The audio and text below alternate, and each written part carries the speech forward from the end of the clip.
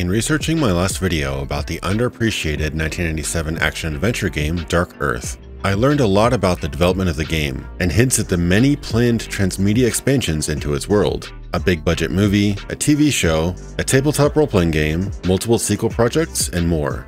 In my investigation, I located Guillaume Le Pennec, who oversaw the game's production, as well as wrote the world-building Bible, of which the franchise was based upon. We did an audio interview, and I used much of his insight when completing my scripted video about the game. Though some of this information may be redundant with that video now, I still find our talk insightful, and it's a fascinating curiosity to hear firsthand how a now obscure game nearly became a household name around the entire world. I hope you enjoy this honest conversation between a lover and documentarian of games and one of its more talented creators.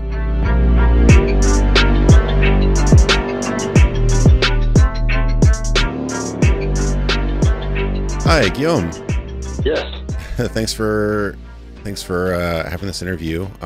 So yeah, if you're ready, then we can start. Sure. Yeah. All right. So first one was about what your inspirations were for Dark Earth. Yes. I kind of guessed at Alone in the Dark, just gameplay wise, because it plays a lot like that. And then as far as the post-apocalypse, I mean, almost every game and movie borrows a little bit from Mad Max Road Warrior. But what were some of your inspirations when you're coming up with the setting? Well, you are right on point about Alone in the Dark. I work as a journalist at the time it was released, or before it was released, and I was very impressed. I was one of the few first French journalists to see the game, and it blew me away at the time.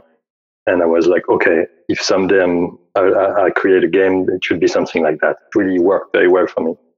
I gave it a very high ranking or grade at the time in the magazine, and it stuck with me. This kind of a 3D. It was the beginning of the 3D adventure game type.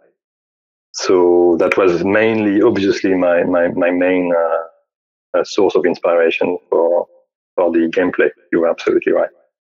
Regarding the setting, the universe, as we like to call it at the time, definitely a mix of different things. I didn't work on it alone. I worked with many of our designers and artists at the company, and I was just gathering their ideas, their visions, different, all kinds of ideas and concepts. And also at the time, the idea was to create a setting that would be way larger than the game. It would actually be some kind of background that could be used in many different games, but also in books, movies, TV series, whatever. We called it transmedia at the time.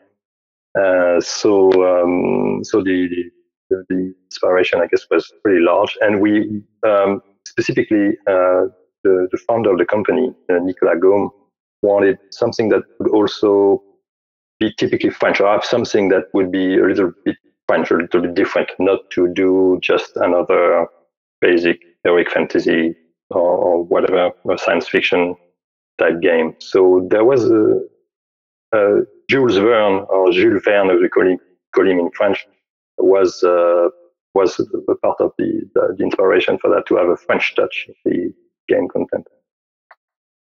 Yeah, I definitely see some, the 20,000 Leagues Under the Sea, and absolutely the kind of airships and things like that. I could definitely kind of see that inspiration.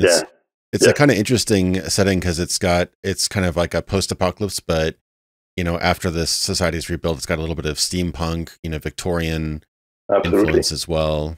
So yeah, I can kind of see that for sure. I saw a little bit of similarity. It came out a couple years earlier. Actually, it was also another French movie, City of Lost Children. Was that at all an influence, or that came out, I think, a couple years before? But you're probably well into production at that point. Exactly. Yeah, that was a funny thing when we were working on Dark Earth. We had been for a while, and we heard about this movie being made. And actually, there was a game being made also based on it, which was pretty similar in the gameplay. At least it looked like that at the time. And one of the main programmers for that game was a former employee of Kalisto. So Oh, interesting. yeah, it was a little. There was no conflict of any kind, but it was interesting because we had worked with him at the beginning of Dark Earth, and it turned out that he created a game that was similar in some ways for another company later. So at the time, it was like, oh, what is this? We need to find out. And I remember making an urgent trip to. There is a famous French comic book convention that happens every year, and the game was displayed there for some reason. It was not a comic book per se, but it was some kind of a way to show the game a little bit. So I went there to see it, and I found that yes, there were some similarities with Dark Earth in terms of gameplay and in terms of background, but also that there were lots of differences, and the scope of the game seemed very different. So no, it was not an inspiration for us because we were already, like you said, it was well underway at the time. It's just a French thing. I mean, the designers for that movie are very French. They make their very stylish type of movies. And like us, probably they were inspired by Jules Verne and other typically French artists, I'm guessing. Yeah, I could kind of see that style there. Another interesting, completely coincidental, but the same year Dark Earth came out, had Fallout, another post-apocalyptic RPG that came out. Yes. But and weirdly enough, Ron Perlman did the voiceover for the intro of Fallout, but he was also the main star of City of Lost Children, which is just all coincidence, but kind of interesting. Yeah, it's funny. Maybe he's attracted to these kind of settings. I don't know. You should ask him. Yeah, it's possible. He has a very eclectic career. It's interesting. Yeah, he does. Yeah. So I might be a little bit confused. Sometimes I read that Kalisto was formerly Mindscape, but Mindscape is an American company. What was the relationship between Kalisto and Mindscape? Yeah, you're right. It can be confusing. Even for us, it might have been confusing at times. Mindscape actually had a UK branch at the time. And they were trying to. I should say first that I don't know all the details in terms of the financial deals and the business to business deals, but clearly Mindscape wanted to expand, and at some point, because they had a good relationship with Kalisto, which at the time was called by a different name, they decided to actually make it a French studio for Mindscape. So we became, for not very long, I'm guessing a year or so, Mindscape Bordeaux. So really, like it happens a lot these days, where you have many studios in different cities, and they usually have the name of the city.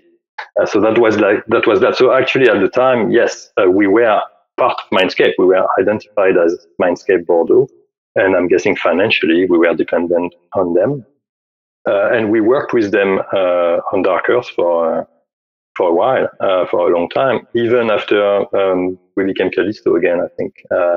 But some of the I'm guessing the internal politics or somehow there must have been. Unfortunately, it's more than 20 years ago, so I don't remember all the details. But there were some disagreements between the company bosses. And at some point, we left Mindscape to pursue things, independently again.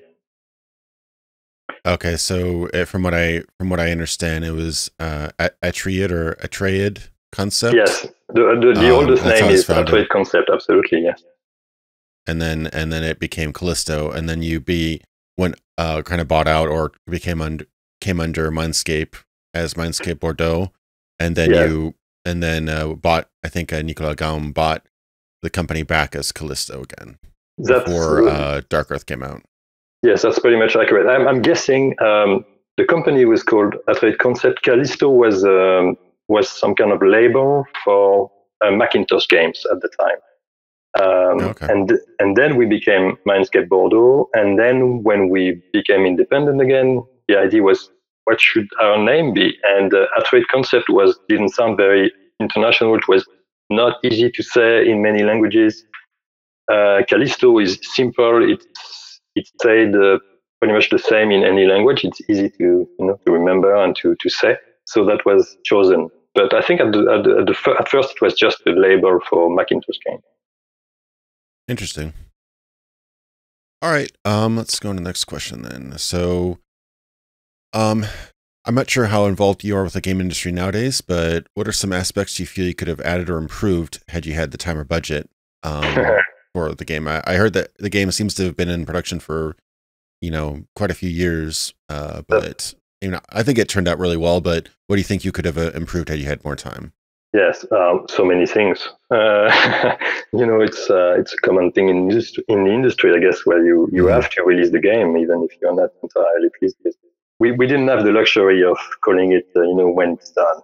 A few developers still do that or pretend to do that, but we couldn't. However, I have to say the game was pretty true to the vision I had for it. I'm not frustrated with the content, like, oh, it's not what I wanted. It's really what I wanted, but many things could have been made better. It could have been a little bigger. Mostly the pre-calculated, pre-rendered cinematics, they were not to the level we wanted them to be. They could have been better. We had a small team doing that. They did a good job, but many of them were beginners. It was the beginning of motion capture at the time. We worked with French partners for that. We had some experience, but it's nothing with the level compared to what we do today. It was really the beginnings of this. So they could have been definitely better. Some of them, there was one famous scene, or infamous, I'm not sure, with a sexy dancer. It was not really sexy. There was a scene with monsters. Should look scary, but some people found them funny. So this could have been improved. Yeah, I think I know those scenes you're talking about. Yeah. I actually didn't really think about it, but yeah, your game is probably one of the earlier examples of motion capture. Actually, I realized the animations are pretty solid. I mean, obviously now they have considerably improved technology, and anybody, even small indie studios, can do mocap now. But sure, it's actually pretty solid. I mean, some of the transitions between animations were pretty great, which is kind of pretty ahead of its time for 1997. I got to say. Yes, I agree with you. We did, especially on the real-time animations, we did a good job. There was clearly a mix of traditional animation and a little bit of mocaps thrown in it. But the animators did a lot of really hard work on that, and it worked pretty well. So basically, yes, this aspect we were pretty pleased with. Obviously, it could have been better on many levels, but we were happy with the result. Same with the graphics. We were pleased with that all the time. I'm thinking what definitely could have been improved, especially compared to games now, is the learning curve. The explanations on how the interface works. It was still that time where people were doing games a little bit like craftsmen. It was not the industry it is today, and people would still read the manual for games. So many of the explanations were in the manual. And these days you have on-screen indications like press X to do this. And I didn't want that at the time. I was like, no, we need to be immersed in the game. There won't be any messages about how the game works in the game, because that makes no sense. The character cannot see messages about how the game works. My position or my attitude towards that has changed, and I'm thinking, yes, why not? If it makes things easier for the player to understand the mechanics, why not give them in-game information? Yeah, I can kind of see you wanting to keep a sort of like a cinematic or an immersive feel. I mean, other than occasional like a label when you pick up something, or the the health and corruption bar on the side, you pretty much have almost no on-screen prompts at all, which makes the game, it makes you pay more attention to what's happening on screen rather than just what the game's telling you. But yeah, I mean, I think a lot of people might have, be put off by that. Interestingly enough, it's kind of gone in reverse, where a lot of people are kind of wanting that more now. Yes, I agree. I've seen that. I think in a way, tutorials might have gone too far, where they become almost just like feeding you, okay, now you press A, now you press X, now you press A again. Like I remember one game I enjoyed the game, but literally the final boss fight has a tutorial on it, and it was just like, okay, this is going a little bit too far. Too far. I agree with you. Yeah. I think it's funny to see if you've been in the industry or interested in games long enough, you will see like fades and changes in attitudes. And we have today we have a lot of indie games that want to look and feel and play like older games, difficult games. They would say like I did at the time, like no messages on screen. The player has to be attentive and to really immerse himself or herself in. But I think in Dark Earth, for instance, the light and dark mood was not really well explained. You really needed to check the manual to see that, and that's too bad because many people played it with no idea that this was in. And there was an entire part of the game that it never saw. There was sorry. Oh no! I wasn't trying to interrupt you. I was just gonna get into that. I really admire the amount of work that went into the different options. So half the time I would just keep it on light mood, but at the same time you have different reactions, even to like inanimate objects. Like I love how Arkan would like kick open doors and like kick chests if he got frustrated or whatever. And there's actually different reactions to things. Like you can actually get different dialogue or convince somebody through the dark mood rather than the light mood, and that's an interesting part of the game that I could definitely see some people missing. Yes, because it was not properly introduced, and also. If we were making the game today, and if we were a little maybe smarter, we would make situations where the player actually has to use this, so that we know for sure that's what they do today with tutorials and smooth learning curve, where we make sure the player understands all the mechanics, and then he or she can use them later. But we were too old school for that. We're like, okay, well. It's explained in the manual, so the players will have to deal with that and find their own way. And that's probably too bad because some of the side quests or stories have been seen by too few people. Where it's because you need to be in dark mode at a specific time and do this action, and then something new will open up. And there was no explanation. You couldn't know. There was no indication of that. So I would probably, if we were to remake the game today, we would work on that, make it better, make it easier to understand how it works, and prompt the players to play with these different options. Yeah, it's an interesting point. I'm working on the script for my video now, and I was very impressed replaying it, realizing how many different versions of I don't know if you worked directly with the English localization team or the voice acting or not like that. I know you've done a lot of translation work, if I'm not mistaken. Yes. At the time, no. We hired somebody who was a specialist, and she was American but spoke great French, and she handled that part. And actually, there were a few mistakes in the translation because. The lack of context, the translators did the best they could, but there are a few things that sound weird in English because it's not what it said in French. That's something I learned by doing it, and obviously if I did it today, I would make sure that there were many indications of what's happening, and when somebody says shut it means shut the door, or does it mean shut the door, does it mean shut up? And I think there is a little sequence like that where a guy says, maybe he's saying shut the door in English where he should say shut up. And he's a prisoner, so he's like, you're like, why is he saying shut the door? It doesn't make sense. He's in the cell. So I'm guessing there are a few little weird bugs like this in the English version. Did you notice any yourself? Things that didn't make sense?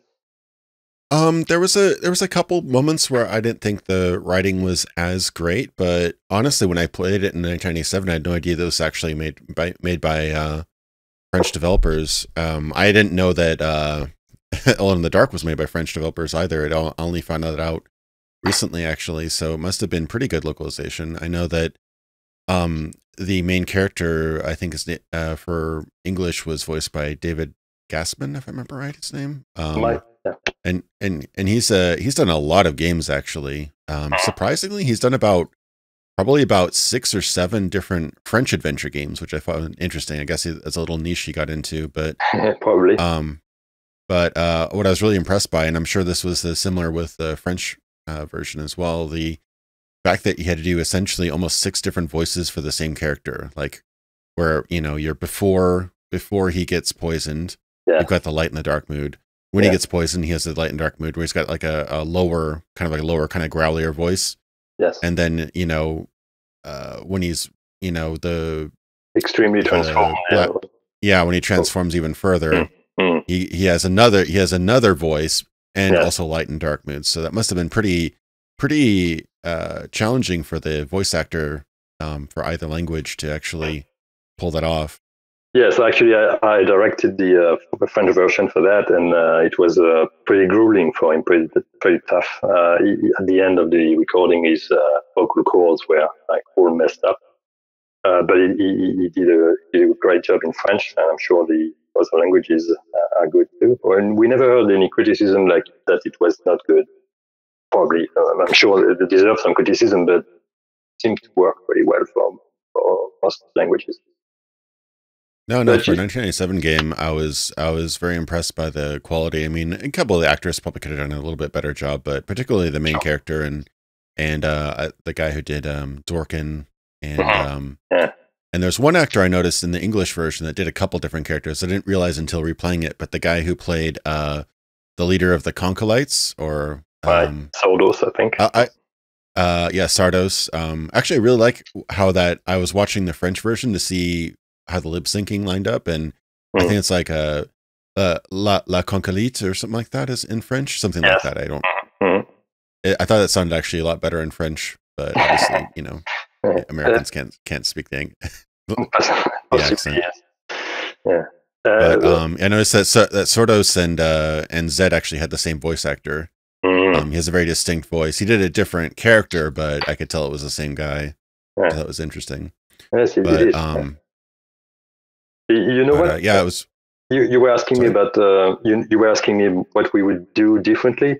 I think at the time we didn't realize how crazy it was to do so many voices for the main character without knowing when he would be transformed. Because my idea as a game designer was like, I don't want it to be linear. If you use your powers too much, if you do certain things, you will turn into that creature faster. So it can happen at pretty much any time in the game.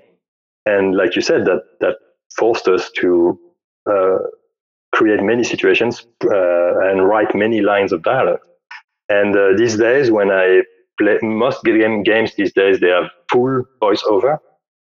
And I always think of that. I'm like, like the BioWare games where you can play a male or female, for instance. I'm always amazed that they get the financing for that. I'm like, okay, I'm sure the people at their publisher, Electronic Arts, they must be like, can't we just choose like to have a male hero and scratch the recording of thousands of female dialogue? And I'm glad that they, specifically those games, I'm sure there are many others where you can choose between a male and female.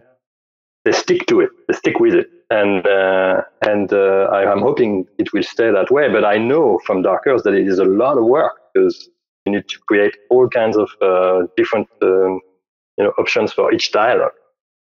At the time, I don't think we knew how expensive and how long it would be. And if I had been more experienced, maybe I would have been swayed. Like, let's say that the guy turns into a creature specifically at this sequence. So then we know he has that voice, and we don't need to create all these different dialogues that nobody is ever, or 10% of the players are ever going to hear. But at the time, I was like, no, I want this game to be about interactivity. I want player to be able to do all kinds of different things. And yes, maybe they will be turned into a creature very early in the game, and we need to plan for this. We need to have the dialogue for that. And I'm not sure these days they would have let me do this. Too expensive, probably. Yeah, that's interesting. That's pretty much exactly what I wrote in my script so far. Is that it seems like such a from a return on investment and Yes. publishing and budget thing, it's such a needless feature, but I Yes. really admire it. Like you can literally become like the first scene you have when you after you've gotten poisoned, you can turn into the monster right there if you use your ability enough, Too and much. Yeah. everything from then on. Yeah, Yeah. every single line from then on, you'll be in the monster voice, and I like how you even wrote the lines different, how the lines were written differently, where Yes. he'd think more like a monster, and even I was kind of blown away by how you could go in your monster form all the way back to like the temple of the sun god and read the historical panels on the sides of the temple, and he'd be like, that doesn't sound so bad, like he's kind of thinking from like a monster point of view. It's kind of interesting. It really shows that your team and yourself really had a lot of integrity and like a lot of dedication to kind of creating that immersive world, which I think really kind of shines through. Yeah, thank you. It's very nice of you to say that. I think that's true. We had that, and also we were beginners, and we were a little naive, and or we're not interested in return on investment, or we just wanted to create the best game, and like I said, it was a strange time where one person could still be in charge of the game. Obviously, Yeah. not do everything. My team did. I didn't create much, but I couldn't have done anything with the team. It's not like I did it on my own, but I was given the the steering wheel in a sense. Or I was like the in the orchestra, that person who make the orchestra conductor for the orchestra. And I was just a young guy, beginner. I'd not created any games before. I had experience with games. I had been a journalist, game journalist, of course, but I don't think that can happen anymore these days. Or maybe in the indie scene, but it's different. But at the time, we were at that switch between craftsmen, like the time where 2-3 people would create games that would then be published by the publishers of that day, and the industry we know today, which is a behemoth that has budgets of millions and millions and billions of dollars in revenue, and that game was, I think, a little bit in between those two times, and I'm glad I got the chance to do it at that time. I don't think I would want to work in the game industry before. I have a lot of friends who still do, and I still love games, and I have tremendous respect for what people achieve, especially considering the budget constraints and the dog eat dog or the shark type world that it is today. Yeah, it's a lot of. I mean, I'm sure there was definitely some crunch time and long hours when you're working on Dark Earth at Kalisto, but I've heard, yeah, especially for some big companies. Unfortunately, I've heard it from big companies like EA and Ubisoft and things like that. I mean, they make incredibly detailed and large games, and in Ubisoft's case, they make like open world games almost annually, or multiple ultimate open world games almost annually, but it's that comes obviously at a very high price of many man hours. So yeah, I could definitely see that. I've talked to a few different developers who definitely have gotten burnt a little bit from the industry and just how draining it can be. It is a major issue. I think we had actually there was a French a trio or 3 different French magazines or press organs who co-wrote an article about this, specifically about Quantic Dreams, who they just released their new game. I heard about that. Yeah. Yes, but it's pretty much everywhere the same, and it can be very very hard. There might be a little bit of what happened at the time where I was making games. We were all young people, most of us single, no children, very passionate. Obviously, at the time, passion was the key criteria. The friends I have now in the industry, they are all in their 40s or more, and they have families, most of them. so they don't want to do this anymore. And I guess some of them manage to, because they are senior, because they have so much experience and they are respected within their companies, they have a little bit of influence on this crunch culture. But it's still very pregnant everywhere. Even the people we admire, like Naughty Dog or the guys, the Sony team who recently released God of War. They are facing this. It's part of the culture, and that's part of the reason I'm not in the industry anymore. Actually, I don't think it's fair to expect passion and commitment to how do you say, to compensate for the lack of smart planning or the or just the greed of certain people. Yeah, I could definitely see that. I actually, as a topic I'd like to cover someday, is the kind of the transference between, it used to be very passionate creators and artists who kind of, like you said, you could totally make a game with just 3 people back in the day and it would sell, tens of thousands, if not, 1 million copies or whatever, if it was good enough. But nowadays you just need such a huge team to sell what is now, called as a AAA game. But I think you kind of lose a little bit when you have just, hundreds of people, sometimes literally hundreds of people working on a game, late hours.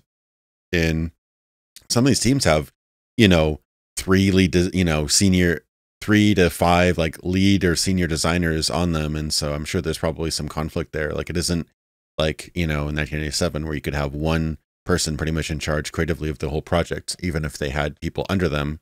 Yes. They pretty much had the final say on it. That isn't so much the case anymore. So I think you kind of lose a little bit of the, artistic, or like the creative, consistency there. You're right. I think it's pretty hard to maintain, and sometimes I'm guessing it's maintained by no discussions. You are just listen to your lead and do what they say. So you are a talented artist yourself, but you are not, because you're just a junior artist, you're not allowed to express your art very much. It can be an issue, especially for a young person who comes in the industry and is like, okay, I love games, I love art, I'm going to create something crazy and beautiful and express myself, and they can't, or it's hard for them too. So it is an issue. And on the other hand, you have, I've heard, you probably have heard a lot, but people like Ted Levine, I think, from BioShock. Ken Levine. Ken Levine, sorry. And he's known to have a very strong artistic vision, but to be very hard to work with because he's checking everything and he's annoying everyone. It's hard to find the right balance between something that is too bland because you have too many people and nobody has a strong vision, or on the other hand, to work with somebody who is considered a great artist or a genius or whatever, a visionary, but who won't let the people feel good at doing their job. Very tough. And I wouldn't pretend to know what's the best thing to do in the industry, but what I know for sure is that a lot of the industry, the industry generates a lot of money, and I'm not sure it's fair with the people who actually create the content that allows them to make so much money. Yeah, it is an interesting thing because, obviously there's a lot of investment from the big companies, but it seems like there's definitely a disparity between the profits. You can make a decent living as a game developer, as like a, programmer, sure, level designer, whatever, but the vast majority is made by, the executive guys. Yes, and in the end, the company is the one that is putting the largest risk in there. But like I actually, my last interview was with Gilliam Le who is a Danish programmer who was the project lead for the first 3 games in the Elder Scrolls series, which now is a ridiculously huge. It sold something like 40-50 million copies. Mm-hmm. And he doesn't see any of that. He basically created the series along with some small team, but he left before it blew up. So yes, it's interesting how some people who have a very, play a large part into these, sometimes these multi-billion-dollar franchises and get very little bit back. Yes, it is true. Definitely. It's an issue. Yeah, I definitely I think so. One thing that's interesting though is the last couple of years we've seen sort of a middle market arise where it's not quite indie, not quite, AAA, where, you still have a developer that has an independent style, but, high quality production, kind of like I don't know if you played I think it's called Hellblade. That game Hellblade, was yeah. Mm. yeah, the Senua Sacrifice. That game was very interesting because you look at it and it looks like it's something straight out of Naughty Dog, but it's actually an independent production. There's True. been a couple other examples, so I'm wondering if that will become a bigger thing, where you won't have the huge companies Mhm. churning out these titles. I don't know. It's an interesting thing to think about. I think that we might see a middle market arise again because the technology's out there. It isn't not you don't have to be a billion-dollar company to make a good-looking game or a high Yeah, quality game now. that's very true. I think we didn't have that at the time. Dark Horse was all handmade in a sense. The engine, the 3D, everything was made by the team. There was no middleware at the time. And these days, you have very powerful tools at your disposal. Even if you don't know much, if you just are a smart kid with an idea for games, you can actually use the Unreal Engine or all kinds of tools. So yes, I'm guessing there is an opportunity for mid-sized teams to rise again and create games that can work very well. Hellblade worked very better than they thought, actually, I think. So it's good for them. Yeah, I certainly hope so because I think we'll see a lot more creativity. Like Hellblade was definitely not your traditional type of game. It was unusual. I mean, it had a lot to do with like mental illness and things like that. Yes. So it was kind of risky. It isn't like your cut and dry, shaved male protagonist with guns. It was a bit risky. So Yeah. it's surprising that it worked out so well. Yes, and But it's a ray of hope for many people, I'm guessing. yeah. So we talked about this a little bit. I was curious about your thoughts about what I call the temptation system in the game, where basically, Right. the combat in Dark Earth is very, very difficult. Would you, and one way I think very cleverly, you allow the player to overcome that is by using a chunk of your corruption meter or whatever it's called, to do a very powerful attack, and that usually will almost like kill most enemies one shot. True. But at the cost of you getting further and further down, closer to becoming a monster or closer to just ending the game because you have completely transformed into a creature of darkness. I was wondering what your inspirations and what your idea was behind that. Yes. I don't know if the combat was supposed to be extremely difficult, but some of the enemies are very dangerous, and it's tempting to use that powerful attack, like you mentioned. But it was not designed to be like, oh, the combat is really hard. What I'm guessing is the way you move and play these days, the Alone in the Dark type interface is not at all what we are used to today. The tank-like move of the character. You move the character like a tank, sort of. You make him rotate and then move. But anyway, to answer your question, yes, the idea was, of course, to talk about the perils of power. I'm guessing if you use something that's powerful but corrupting, you can be extremely dangerous to yourself and to your humanity. That's the idea. It's not very original. I mean, the ring in Lord of the Rings does that, and I'm sure there are many. It's a strong theme in many stories. But that was the idea: is give the player the option to use that corruption, to let go, and to let the I would say beast-like temperament and actions. Give it rein, unleash that, but then you would lose who you were. So it was it was the idea behind that system, and some people actually played without ever using that special attack. You could of course, not. You didn't have to. It's just an easy way to solve situation, and I think it's in real life it can be the case as well, where you can solve things by being violent or dishonest or a quick lie or whatever to solve something, but it can be dangerous to your integrity. Maybe not your humanity, but your integrity at least.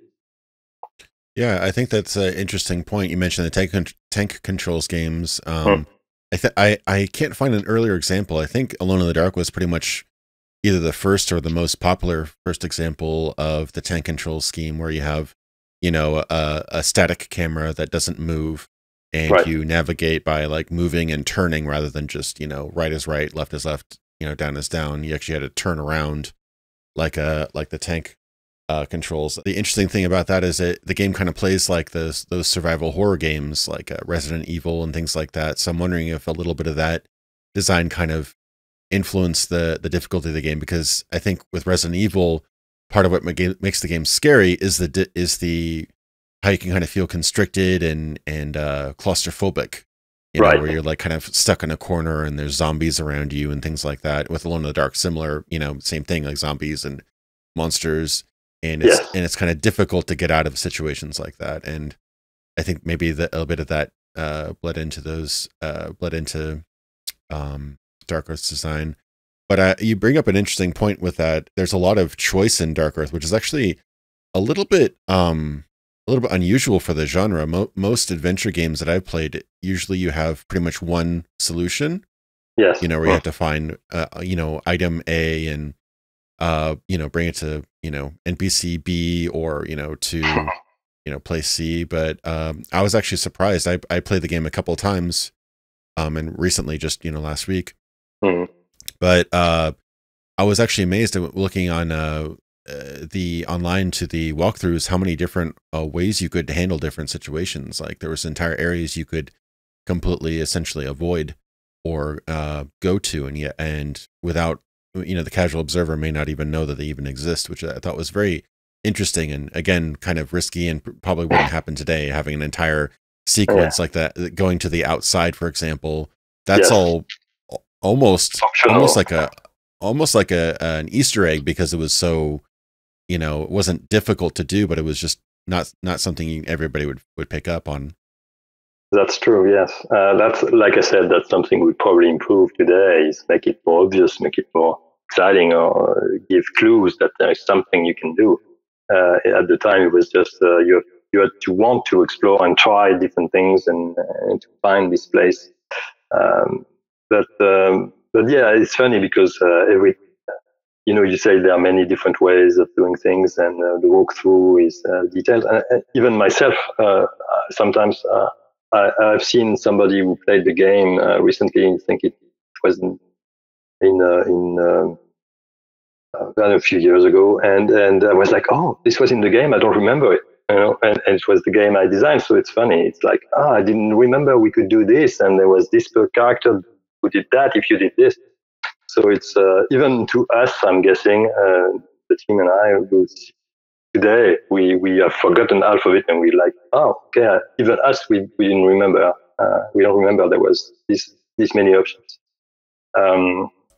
Briefly, to go back to the tank thing, I think Resident Evil came a little afterwards, but clearly Alone in the Dark was I really found that game to be a masterpiece. So I was like, okay, I want to do something like that. So that was the strong influence.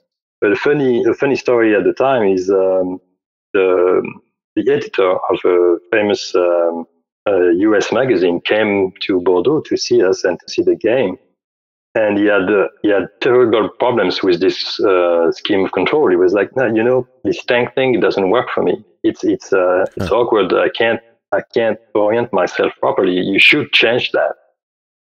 And I remember being not very diplomatic, being like, no, that's the only way to do it. The cameras don't move, so how would you do it? There is no other way. And to us, it felt natural. We were used to that kind of tank-like behavior. So we were like, okay, just learn it a little bit at the beginning, and then there is no other way. And actually, a few years later, some games showed us that, I think it was Mario, one of the 3D Mario games, that showed us that there were smart ways to have fixed cameras, but still take into account the difficulty for some people to play the tank-like gameplay. And if we had worked harder at the time, maybe we could have changed it. Actually, he came to visit us shortly before the release, so it was too late. But I remember this kind of small anecdote, and I remember that my boss was like, "No, you don't say that to the editor of a major US magazine. you are insulting him. Like, come on." I didn't say that, but it was almost like I said, "What? You're an editor of a game magazine, and you can't play this? It's easy." Of course, I didn't say this. That was so. Even at the time, some people had problems with that gameplay, the type of gameplay. But we didn't do it on purpose to be difficult. We didn't want to make it hard. Maybe in Resident Evil, you have this very slow character that creates more tension. In Dark Earth, it was just that for us, that was the best way to play it, and we did it as well as we could.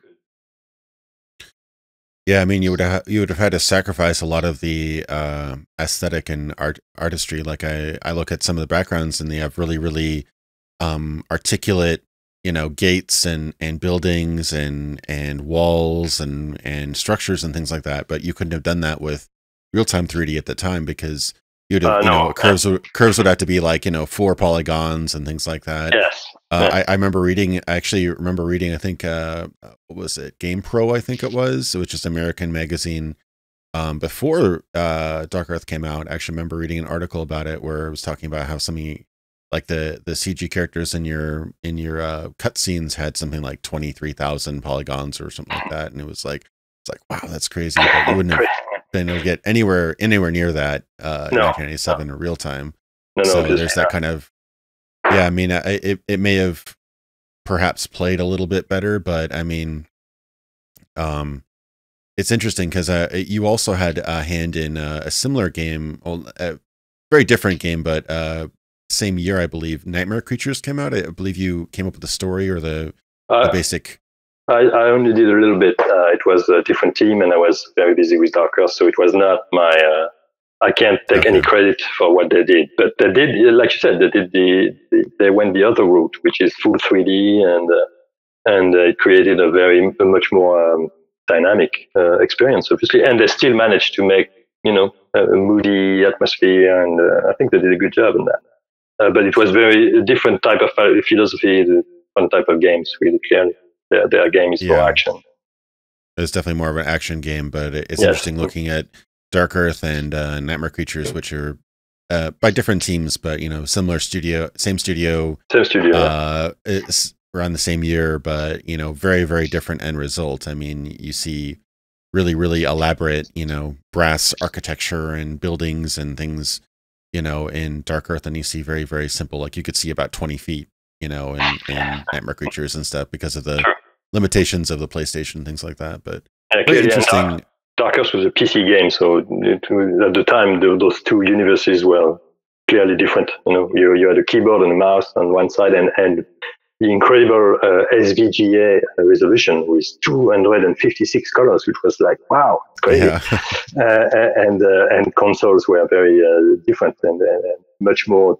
I mean, PlayStation 1 was pretty good for 3D at the time, so they went with they took advantage of the hardware, and we took advantage of the high resolution and the number of colors and I guess some power. The PC still was pretty powerful at the time compared to the PlayStation.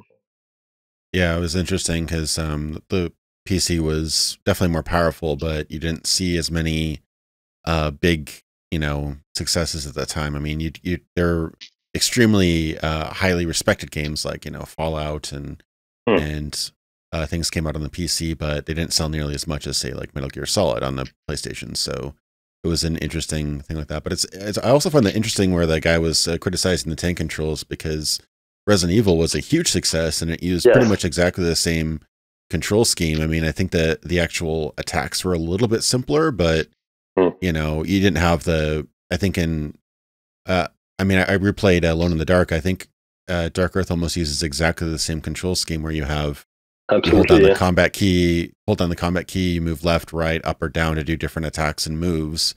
True. I think in Resident Evil, you hold down a combat button, and then you press a single button to attack. So it's a little bit simpler, but it's the same exact idea. Yes, So yes. But those games did really well. So I guess it was just I'm guessing he was the editor of a US PC magazine, and maybe he didn't play on PlayStation.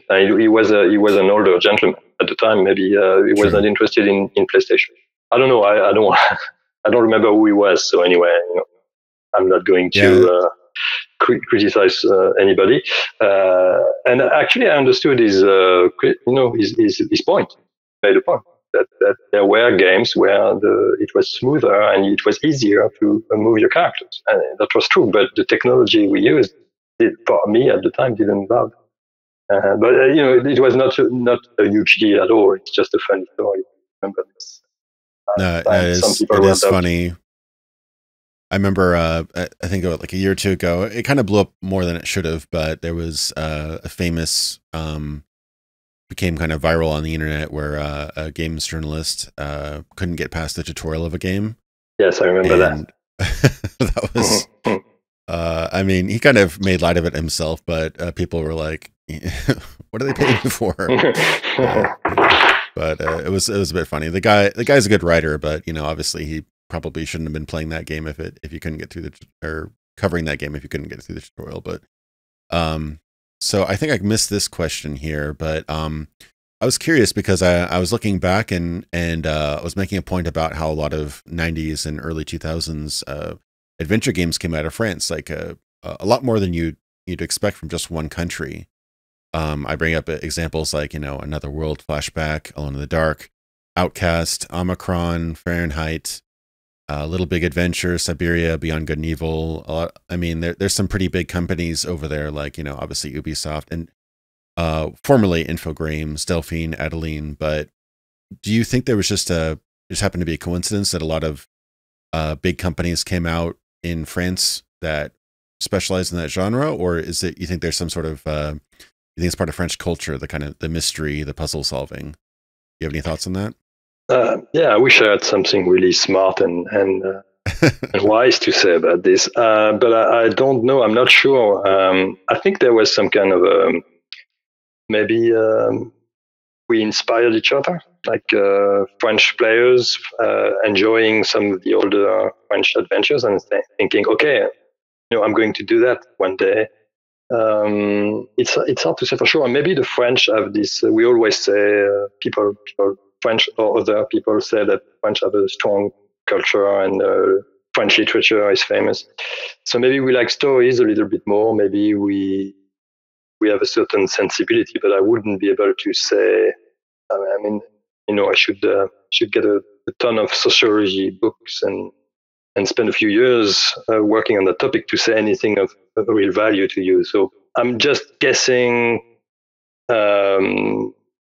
some mix of different things. Maybe some of the heads of those companies were people who liked stories. That was the case for Kalisto.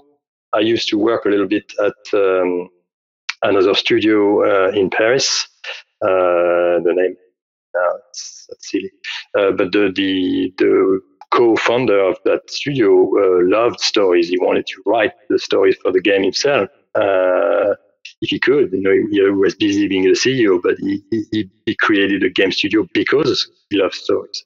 And I'm guessing many of those companies you mentioned were like that, or some people in it at least were like that. So that must be a mix of those things. Plus, there was the French studio Cryo. They had an engine that was designed mostly for beautifully graphics, adventure type games, not very 3D oriented. So once they had the engine, why not create several games? That must be a mix of different factors. It could be, yeah. It could definitely kind of, if some French adventure games get popular, it could create more of an audience there. Exactly. So yes, you think, okay, that works. That works. So yes, let's create one ourselves. As for myself, it's not really your question, but I've always been fascinated with stories since I learned to read. I was like, okay, I'm going to write books someday and write stories. And Dark Earth was my way of, I didn't write a book, but I could create a strong, deep setting and a story for the game itself. And that was clearly my motivation. I didn't want to create a game for just, shooting this and storing that, or solving a puzzle, or at least nothing like Tetris, or, I wanted a story. I wanted a strong characters. I wanted them to talk. That was pretty new, because Alone in the Dark was like you are alone in a manor with monsters. There was no discussion. There were a few papers to read, a few things. But I remember I was like, okay, in my game, people are going to talk, and they actually talk a lot. I think there was a game that I think it was an Origin game at the time. That did maybe a little bit more. That was a little like Alone in the Dark, but more advanced. It was Bio something. Bioforge, yeah, Bioforge, right? Similar to the tank controls. It was very dark and brutal at times. Similar to Dark Earth, actually. I mean, you could be very brutal in Dark Earth and just like kill people at random. But that game was particularly violent, I remember. But it was very, very good. It had a very similar design, actually. So yes, so that was, I think they did a little, I don't remember the details, but they might have had more NPCs, more talking characters. There was a prisoner at the beginning, maybe a few more. And clearly I wanted to go all the way this way. I wanted many characters. I think we have close to 100 characters in the game. They all have something to say. Like you said, you can be a very crazy, violent character and kill everyone and still complete the game pretty much. I think there might be a couple of characters that you can't kill at certain points of the story. But if that's your deal, you can do that. But you can also pretty much solve the entire, go to the end with almost no combat. And that was the idea. We wanted to create something different to based on what Alone in the Dark and others did, but go further in some respects.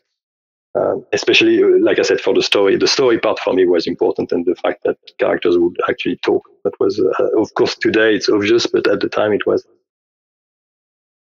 Yeah, in a way, most were making, you didn't have, what is commonly associated with role-playing games, and that you couldn't level up or whatever, but you were kind of, in a way, playing a role. You weren't just solving puzzle A, puzzle B. You were kind of like, well, how do I want to approach the situation? And because of that, you had a lot more of a branching storyline than a lot of adventure games or similar games like that, which I find is interesting. I mean, I think that, going back to the French thing, I think that France has a very long and storied history of a novelist, like we were just talking about Jules Verne. I mean, maybe and at the time, really the best genre to tell a story was adventure games. I mean, you think about all the best storylines.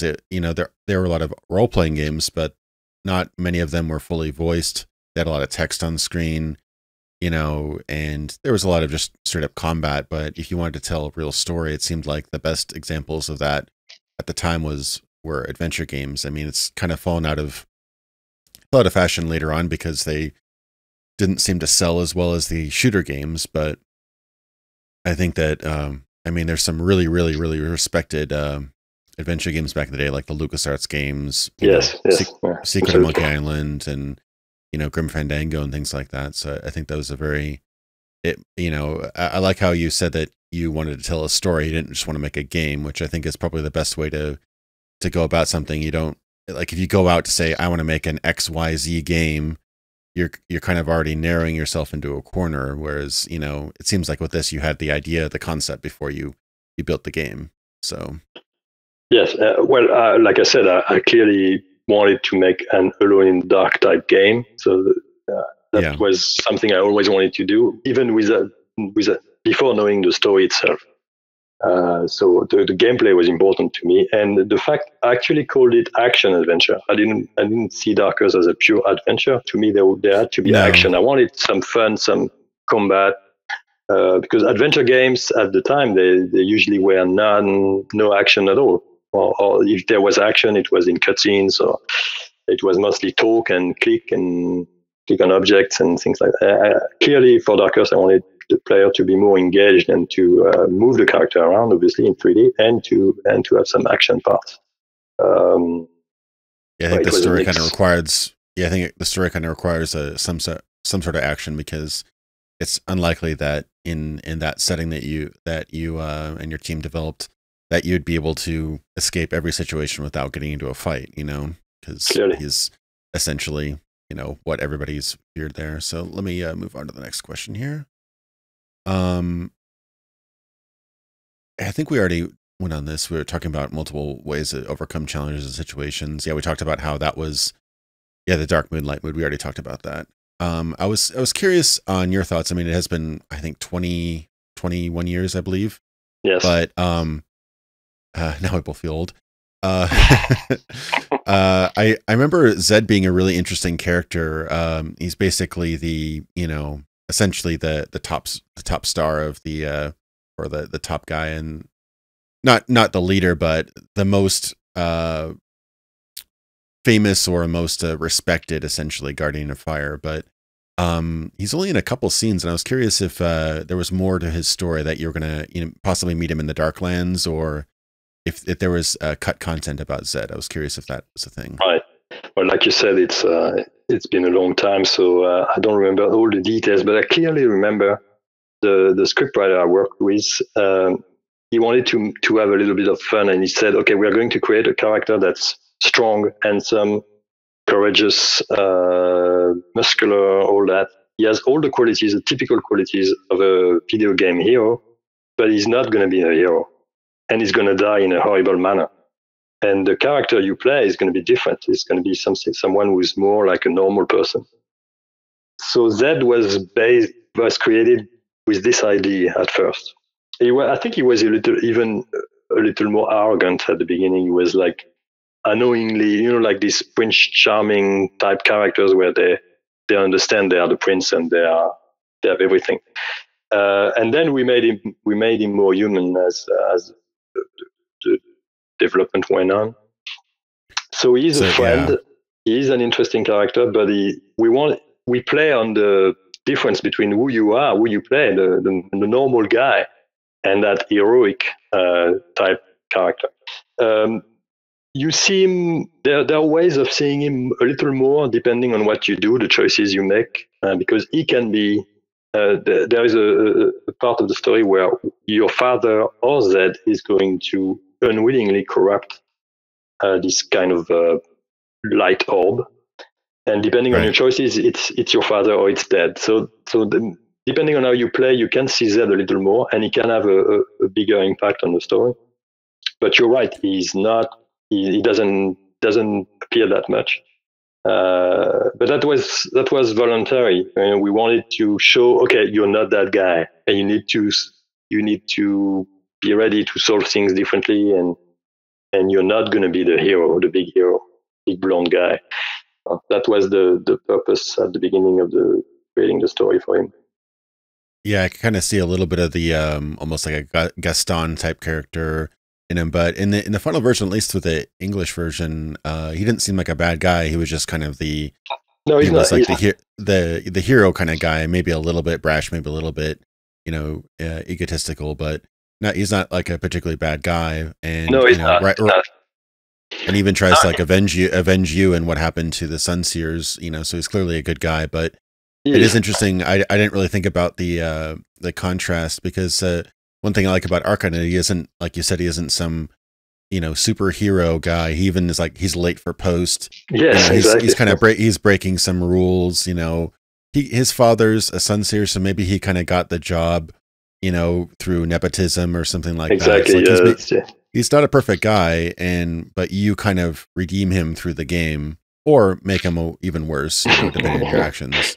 Absolutely. But I kind of like that, because we see too many times where you're kind of in games where you're kind of thrust as like the messiah, you know, the perfect, you know, hero who will make all the right decisions and do everything perfectly. Whereas, you know, any good writer will tell you that, you know, flaws make a character interesting, and I think that's an interesting way of taking about that. So yeah, it's interesting. So I believe at the time, I mean, today, many main protagonists in adventure games or games that tell a story are like that. You know, we have evolved. Yeah. I mean, they are brilliant writers writing brilliant characters. At the time, it was not that obvious we were still you still had a lot of cookie cutter characters, or just characters so simple that they didn't have a voice, or like the Doom guy in Doom or whatever. Yeah. So we wanted something different. We wanted this guy to be more human. And you're right. He's lazy. He's late. He's not really interested in his duties. His father is a little bit ashamed of him, and he's a very normal guy. But something completely abnormal and exceptional happens to him, and he has to deal with it. And we thought that was more interesting.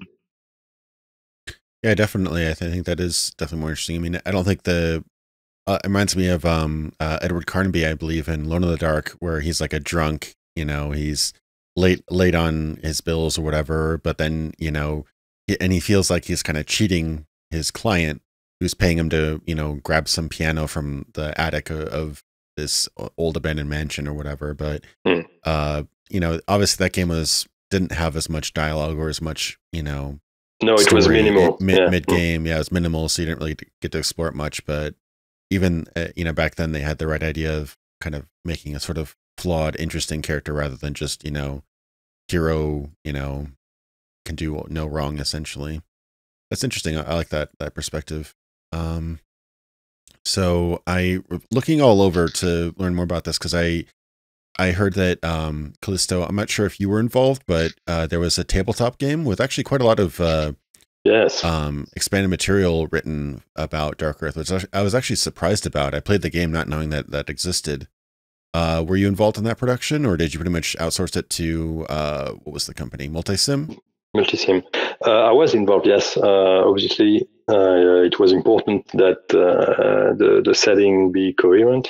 Like I told you earlier, the advantage is that we didn't have to make up a lot of things because I had already designed the basis of that background. Of course, my what we called the Dark Earth Bible at the time, it was just I don't know, 30 or 40 pages big document, so it was not very highly detailed.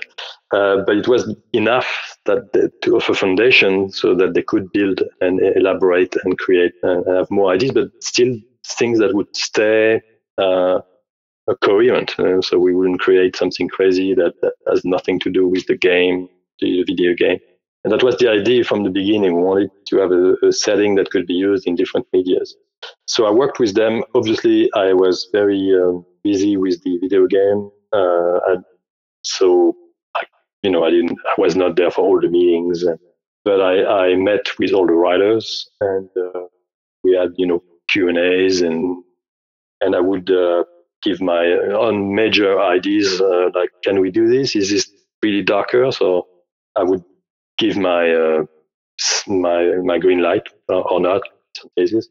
But I also trusted them a lot, that they were experienced writers for role-playing games, so they could I would let them make up all kinds of things, and what they did is very rich. I mean, when you have all the books, it's pretty huge, and it makes the universe a lot more detailed and crazy also than the one I set up at the beginning.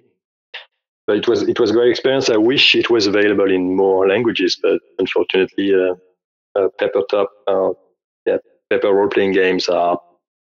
I mean, apparently they're doing well these days, but at the time it was like, no, it's too expensive to translate and doesn't sell that much, except if you are Dungeons and Dragons, maybe. So we had to we kept it for the French market, unfortunately. Yeah, I read about that. Yeah, there's been a resurgence in tabletop games recently. Yeah, I think Kickstarter has had a lot to do with that, because people can prepay their game basically, and the people creating the games are like, okay, so we know we have that many people who are ready to invest huge sums of money. Let's make a beautiful paper role-playing game, and it works well. And I'm glad. At the time, it was very iffy, and actually, Multisim, the company who created the game with us, they went under a few years later. Yeah, I think they went under right around the time that Kalisto shut down. I think, probably, if I remember yes. right. Yeah, I think you're right. It must be at the same time. Roughly. Yeah, it must have been popular enough to. They did a second edition, so it must have done not too bad. from what I Yeah, could it tell. did. I think it did well, and it's always very. I'm always very touched because every year there is a group of, I don't know, 100 people. I don't know exactly, who love Dark Earth, and especially they love that game, that role playing game. And they have a yearly event where they play for 3 days. Sorry, they play. They're dressed up as Dark Earth people, and Oh they play wow, all kinds of stories. It's like a LARP, it's a French LARP, I guess. And that, they're still doing it. It's crazy. that's And crazy. I didn't know about that. Wow. yeah, it's kind of. And I always regularly I get fan mail, I guess, from people who just want to say, "Is it you?" Because I played that game and I loved it.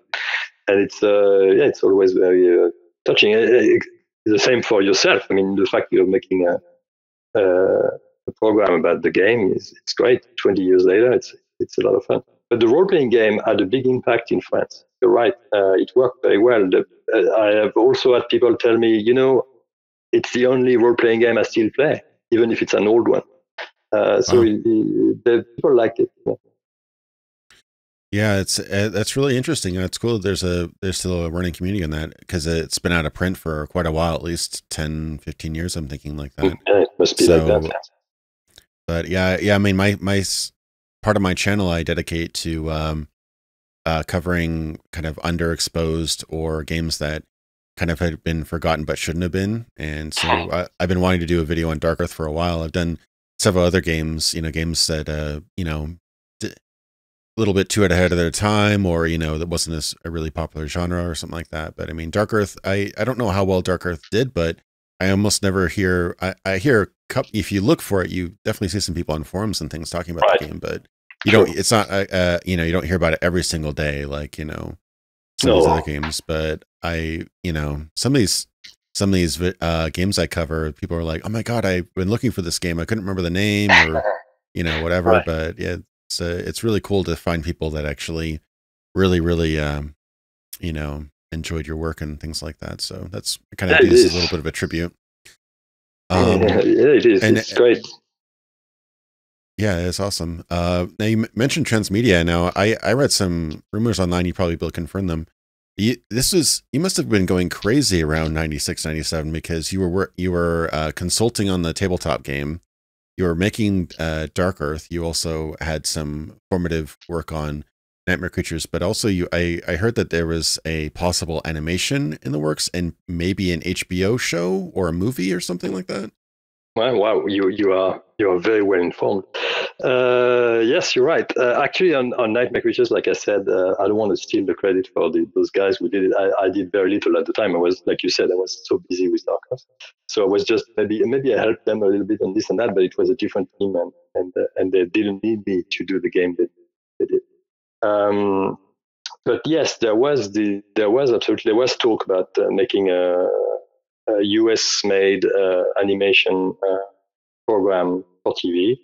Obviously, pretty difficult to do because it was clearly an adult type setting. I mean, the story in the game itself and the Dark Earth universe are not really kid friendly. I mean, of course, you can find a story that works for kids, but it's so dark and depressing and hard and so we had some meetings. There was a writer who made a proposal or a story. But to be honest, from my memory of it, he just took a few names, few characters that sounded interesting to him, and he made a completely new story. I think Dorkan was playing a major role, and he was not a villain. Things like that. So it didn't go very far, but there was this discussion about this. HBO might have been involved at some point, but it's one thing is in this world is people love to throw big names. I remember my boss telling me, you know what, I'm going to meet Gilliam soon. Steven Spielberg expressed interest in Dark Earth. Specifically, so we made what we call the Steven Spielberg Dark Earth demo. Oh, interesting. I think it was called nicknames Dodd or something like that. I don't remember the name. No, it's dead. Spielberg Dark Earth demo. It's dead. And one of our main artists for Dark Earth actually made a poster, handmade, one unique design or drawing for Steven Spielberg for this specific event. And I think Spielberg was interested. He found it interesting. I think his kids were playing games a lot at the time, so he wanted to. He was interested in that media. He also worked with the team behind Heart of Darkness, if I remember correctly. But it didn't go very far. Obviously, there has been no Dark Earth movie yet, no Dark Earth TV. There was a book, however. There was a novel. The Torch, right? The Torch, yes. I was talking about that recently. I was sad to hear that the writer died a couple of years ago, I think. Robert Weinberg, yes. And I believe very honestly that it was one of the best books he had ever written. I always wonder if I say that because it's Dark Earth, but I don't think so. I think it was really a really good book, and I'm so frustrated, a little sad that it's never been published because it's finished. It's great. It was never published? Liked it.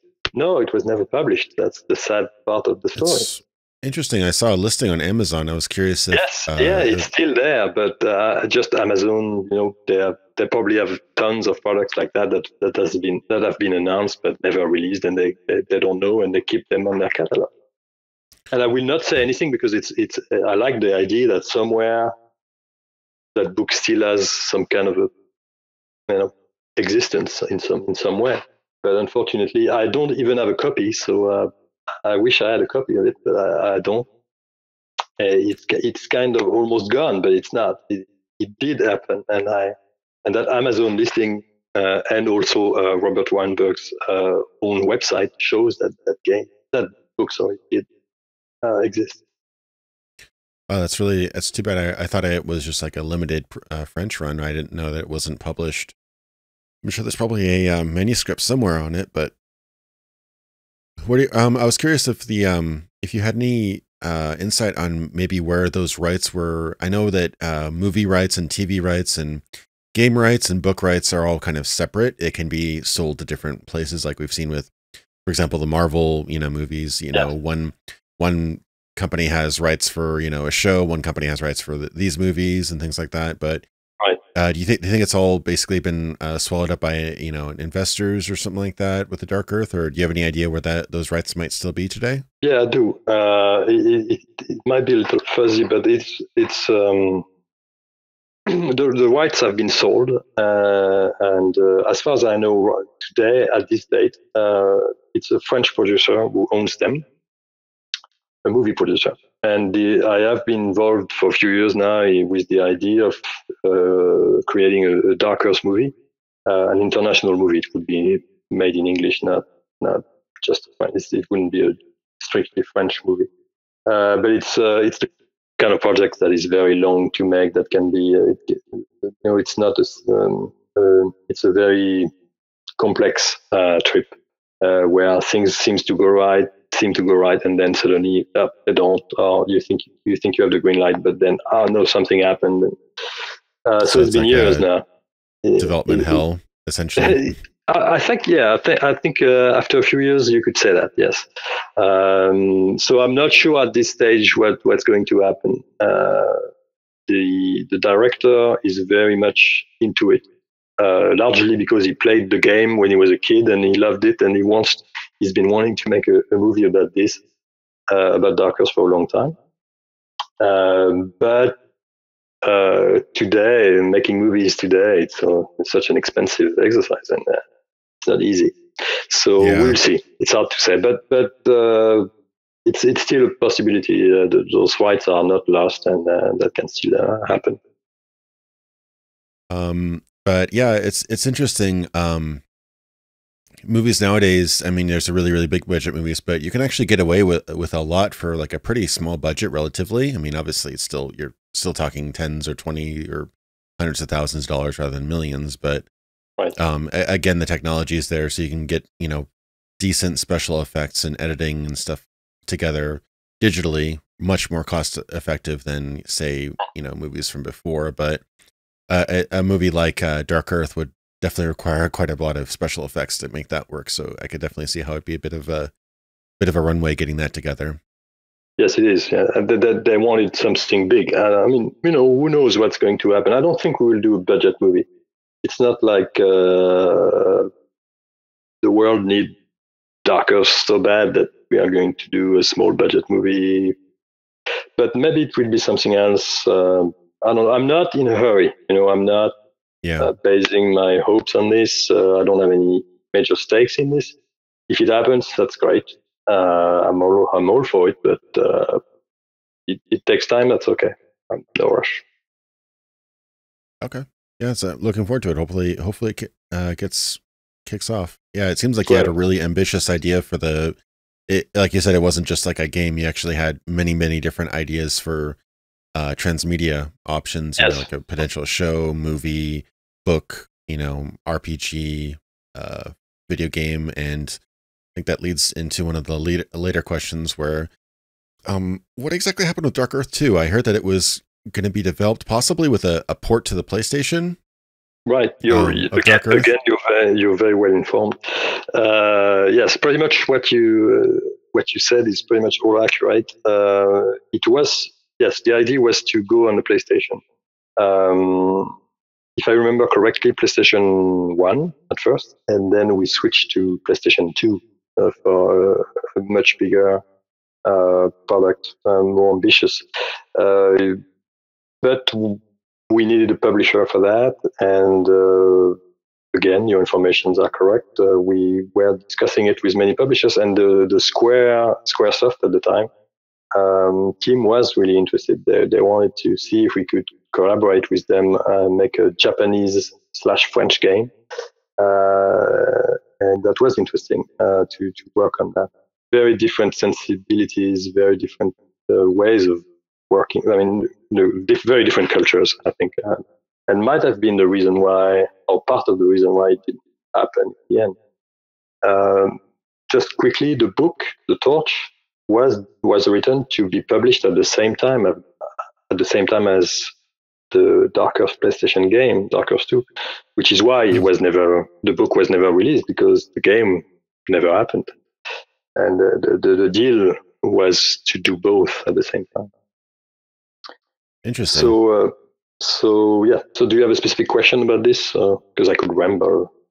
Oh, well, basically, I've heard bits and pieces, but you know how the internet works. You can't really trust everything. I heard that it was going to be a sequel. Yeah, like you said, the PlayStation, and then I heard it was kind of dropped because everybody was moving toward the PlayStation 2, because this is before 2000, where the PS2 launch was about to happen.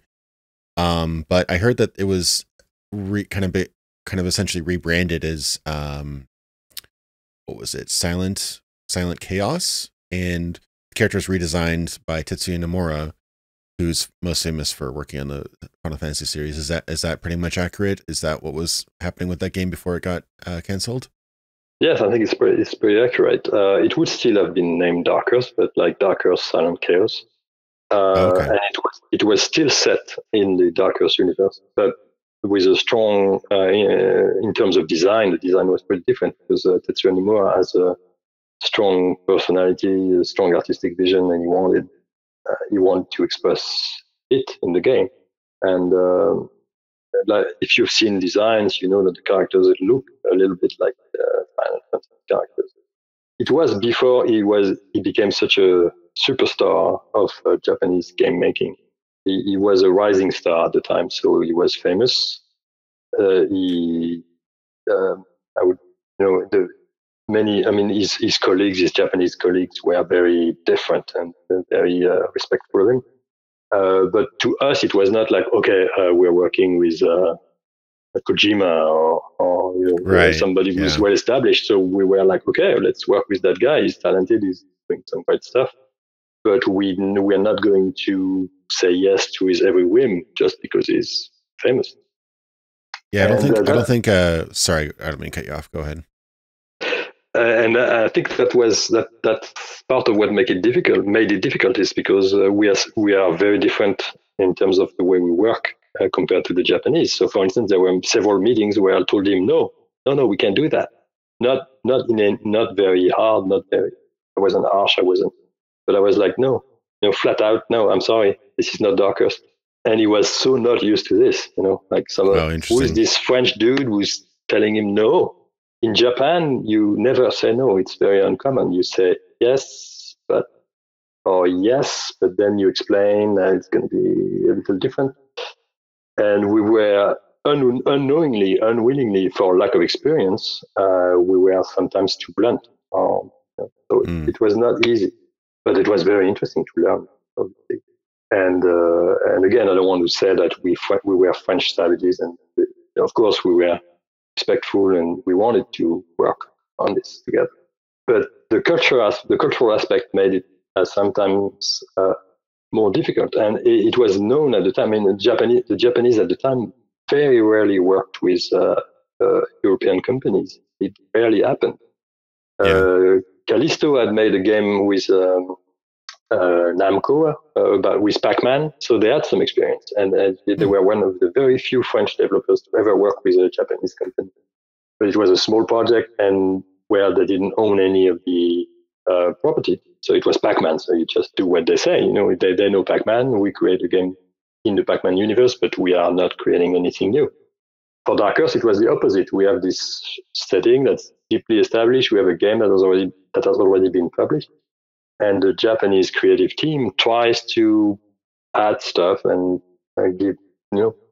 offer new ideas and new designs. Can they fit within the Dark Earth mold without breaking it? And sometimes some things were pretty obvious, and we made a lot of. That game would have been a lot more. There is some kind of a supernatural aspect to Dark Earth. It's not very obvious. I mean, the monsters are pretty obvious, but you don't know much. But that it's there. And the second game would have been more like that. The main character would probably have had light powers and darkness powers, and it would have been more magical, I guess you could say. And I was okay with it as long as we didn't stretch it too far. But when the designs were like, okay, those are creatures with green, yellow, and purple, and typical Final Fantasy creatures. No, where do these colors come from in a universe that is as dark and bleak as Dark Earth? And how would animals or even monsters evolve these kind of forms or colors? So there were places where I had to say, no, I don't think they will fit. We need to change that a little bit. So I see. So they're trying to make it more of a traditional Japanese fantasy kind of setting where big monsters and crazy rays of light and lightning and fire and things like that, right over the top. I think you're right. I don't know. I can't say for sure. I wasn't in their heads, and I wouldn't pretend to know exactly what they wanted. But I know that. I mean, his drawings are very colorful. He likes very edgy, colorful characters. You just see what he's created these last few years. He's on the Disney characters these days, Kingdom Hearts, I think. Yeah. And this is very colorful. This is very. So Dark Earth was too bleak for him. I don't think he was not pleased. I think he was interested in this collaboration, but yes, of course, obviously, he wanted to create the kind of stuff that he likes, and sometimes that would lead to conflicts. Ultimately, though, I think the financial and business part of the deal was the reason why it didn't go through. I don't want to sound like creative differences or cultural differences prevented the project from happening. But on my side, which was the creative side, what I saw was this: it's not easy to work with a team from a different culture. And also language-wise, probably. I mean, yes. I doubt Tetsuya probably has really, really fluent English, and combined with mostly French team. So sure. So, yeah. I'm not so sure. I think today maybe, but he was. Again, I'm going to generalize a little bit, but most Japanese people don't like to speak English if they are not forced to. And it's also a sign of strength. I mean, you put yourself in a position of power where the French people have to talk to you through a translator. You can answer in your own language. So we never spoke about a word of English with him, as far as I remember. It was all Japanese all the time. Yeah, I think you're probably right. I remember, I think even like this last year, Shigeru Miyamoto, who's been doing, video games for something like 30 years, he still usually has a translator on stage. Yes. You think he'd probably pick up something. Yeah, but it's, again, culturally, it doesn't make much sense. Of course, I'm sure there are plenty of Japanese people who love English and they're happy to speak English. And I'm not saying this is the case for everybody, but also I think also that it's a subtle power thing where if the people have to submit to speaking your language, it's interesting. It puts you in the chair, in the driver's chair, in a sense. So no, even maybe he's really good in English, but why would he do that? He would just speak Japanese and somebody would translate. Yeah, it's interesting. I can definitely see some creative differences there, especially if Square was going to take you, Square was going to be a publisher, right? That was the idea. Yes, yeah, absolutely. So they might kind of want more creative control over the process. I mean, Tetsuya Nomura had done some amazing work, and actually, if you look at some of the darker Final Fantasy games that he even actually worked on, he didn't. I don't know if he was director. He was designer, I believe, character designer. Yes. But I think it was Sakaguchi who directed Final Fantasy VII. That actually had a lot of really industrial kind of dark environments in that game, and was similar in the style of it having static camera angles and pre-rendered backgrounds. So I don't see that. I don't see that not. It doesn't seem impossible that could have worked. No. I think that's part of the reason why we thought that could work. We could mesh our creativity together and have a great result. I'm not saying that from the start there were like disagreements, like they want to do this, we want to do that, and no, we wanted to work together, and both sides, I think, wanted to find the right balance and make a great product out of it. But it was not as easy as if we'd been working with a French team or they had been working with another Japanese team, obviously, and the sensibilities were fairly different. Plus, like I said, we unknowingly were very blunt, and it was almost rude to say no and say, but I think it's a key talent to learn when you work with other cultures and overseas partners to understand how they work. At the time, luckily, our translator had some experience, and he would soften the blows in a sense. But at the time, I think we were a little too blunt. Us creative guys, I mean, our boss and the boss is probably new to handle that better. But us, we were like, okay, we're making the game. Let's not, let's be clear and let's say what works, what doesn't.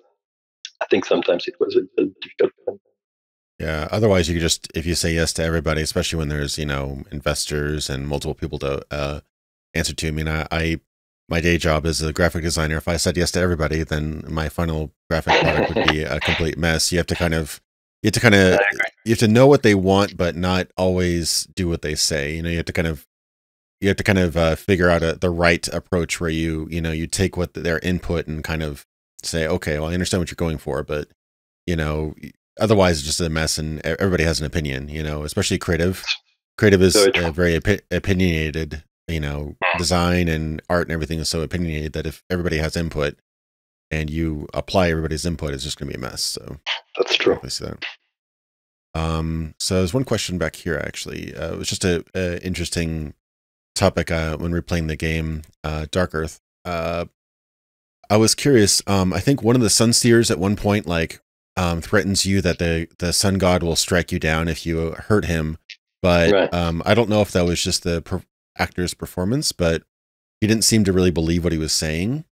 And I almost wonder if that was part of the lore and the behind the scenes where the Sunseers didn't actually have any power. They were just basically utilizing technology discovered and or made from before, or harnessing some sort of power they didn't fully understand, and so they had the authority over the starlight, but they didn't really have any power per se. Like if the sun god was almost a myth at that point.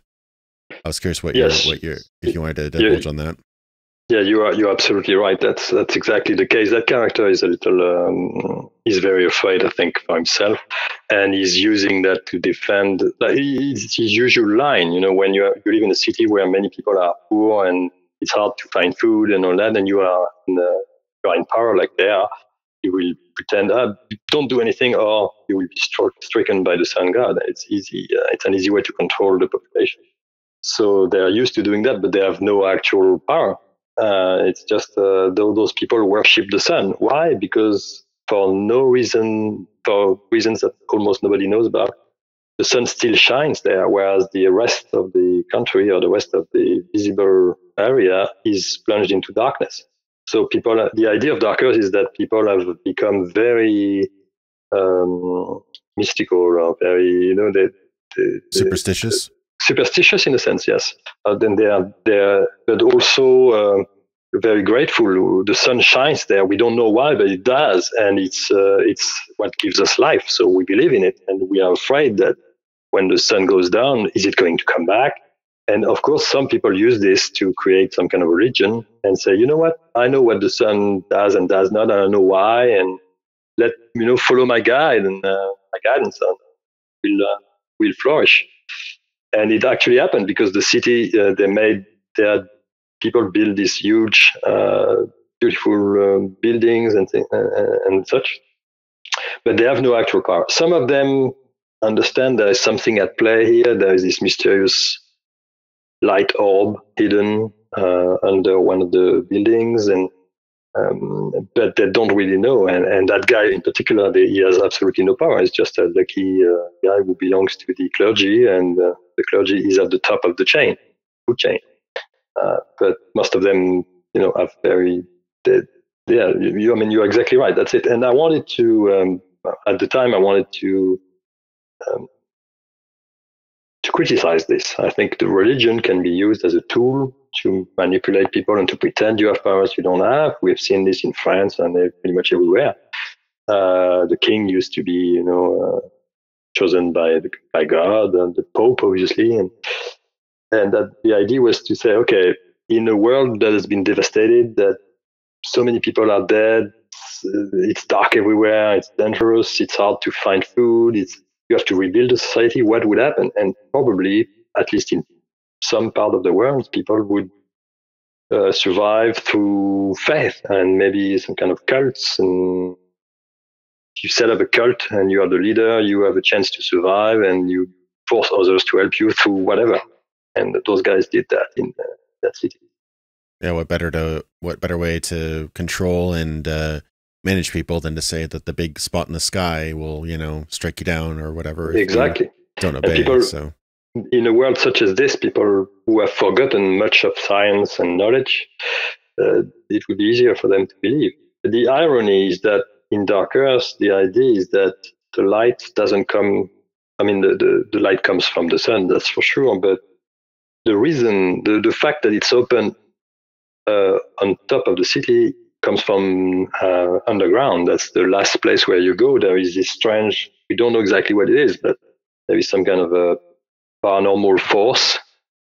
Mm-hmm. And that's a being of light, an actual creature of light that's there. It's hidden under the city, and that's because of its influence that the sun can still shine. Or, I mean, that the cloud are gone. The dark, what they call the dark cloud, I think, or dark shroud, is gone.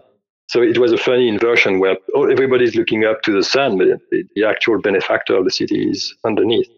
And it's not human, it's something strange that you find at the end. And it's interesting. There's an interesting dichotomy there where people look up to the sun, but it was actually something on Earth that was saving them. Yes.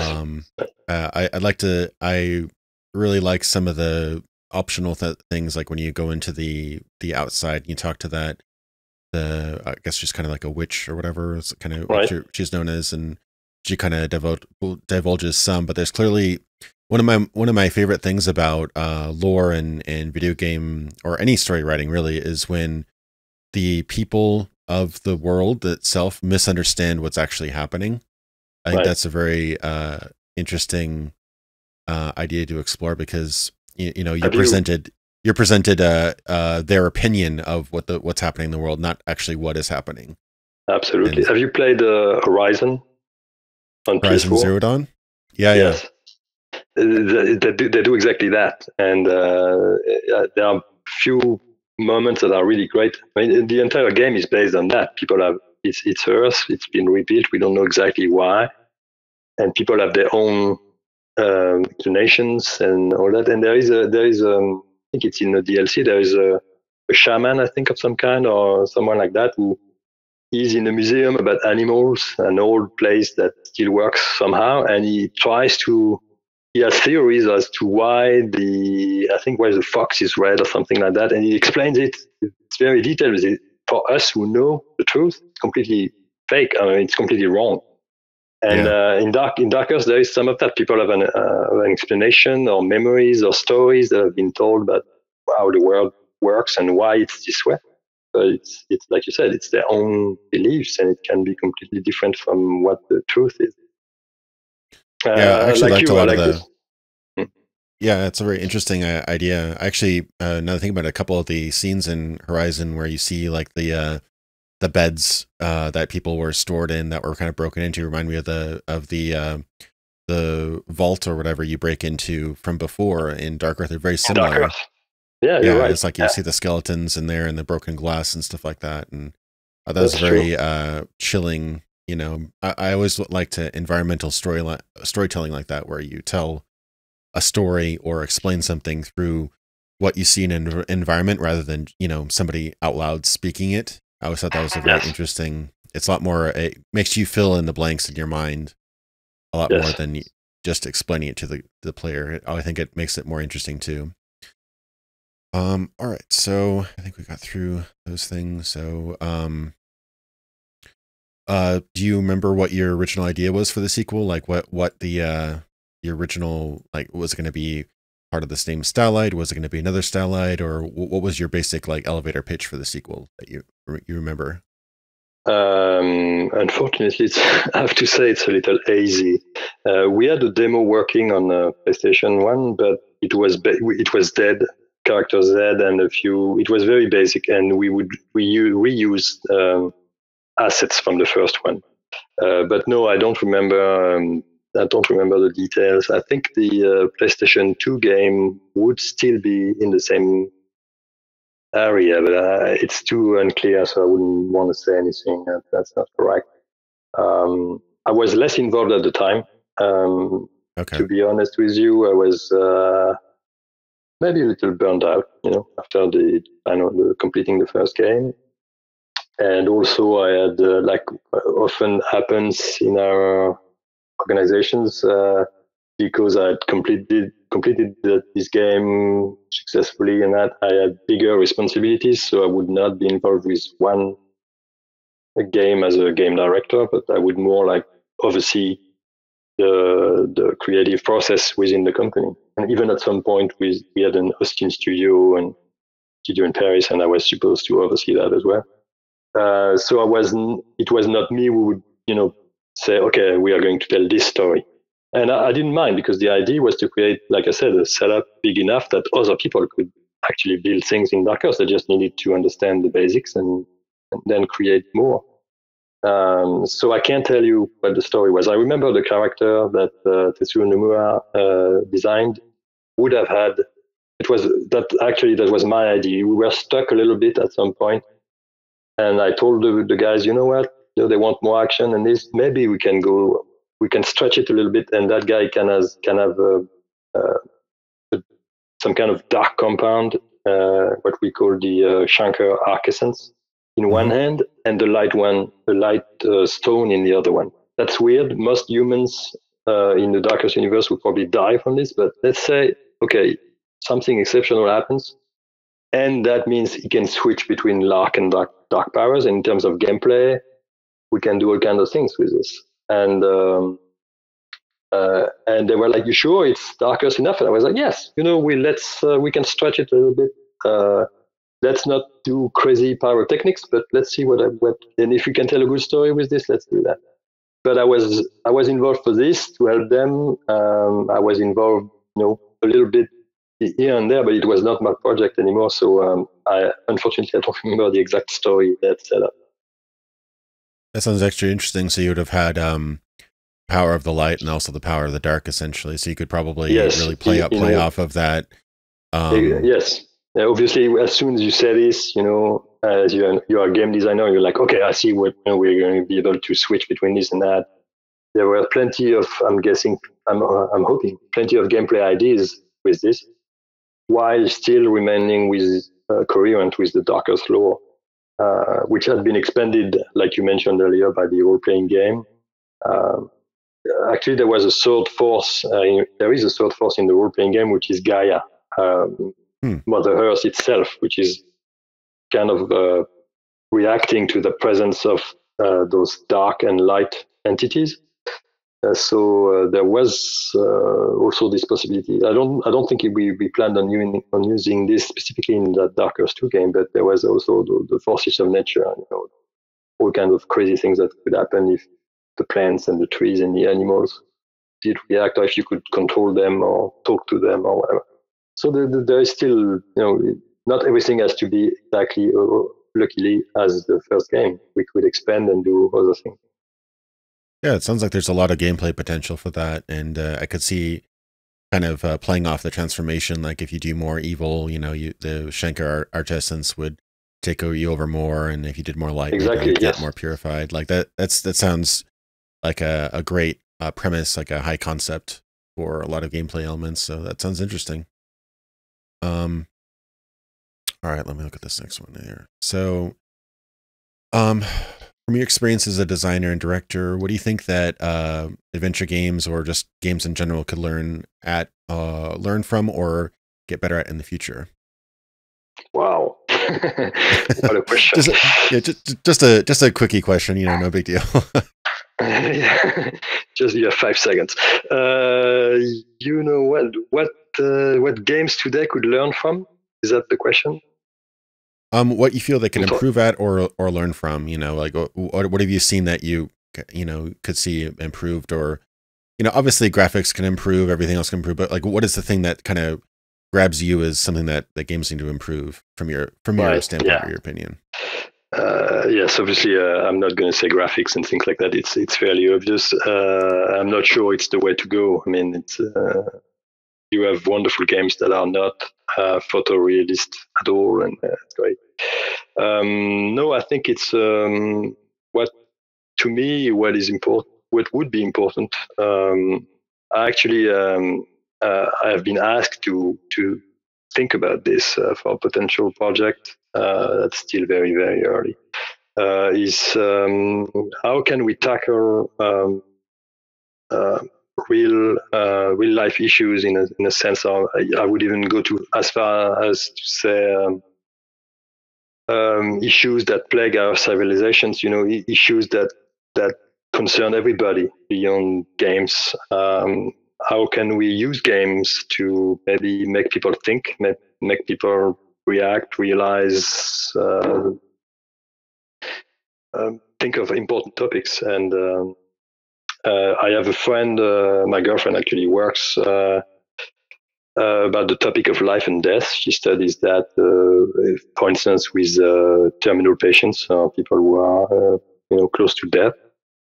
And she's studying what you can learn from being yourself close to death, but also from being with people who their life is coming to an end.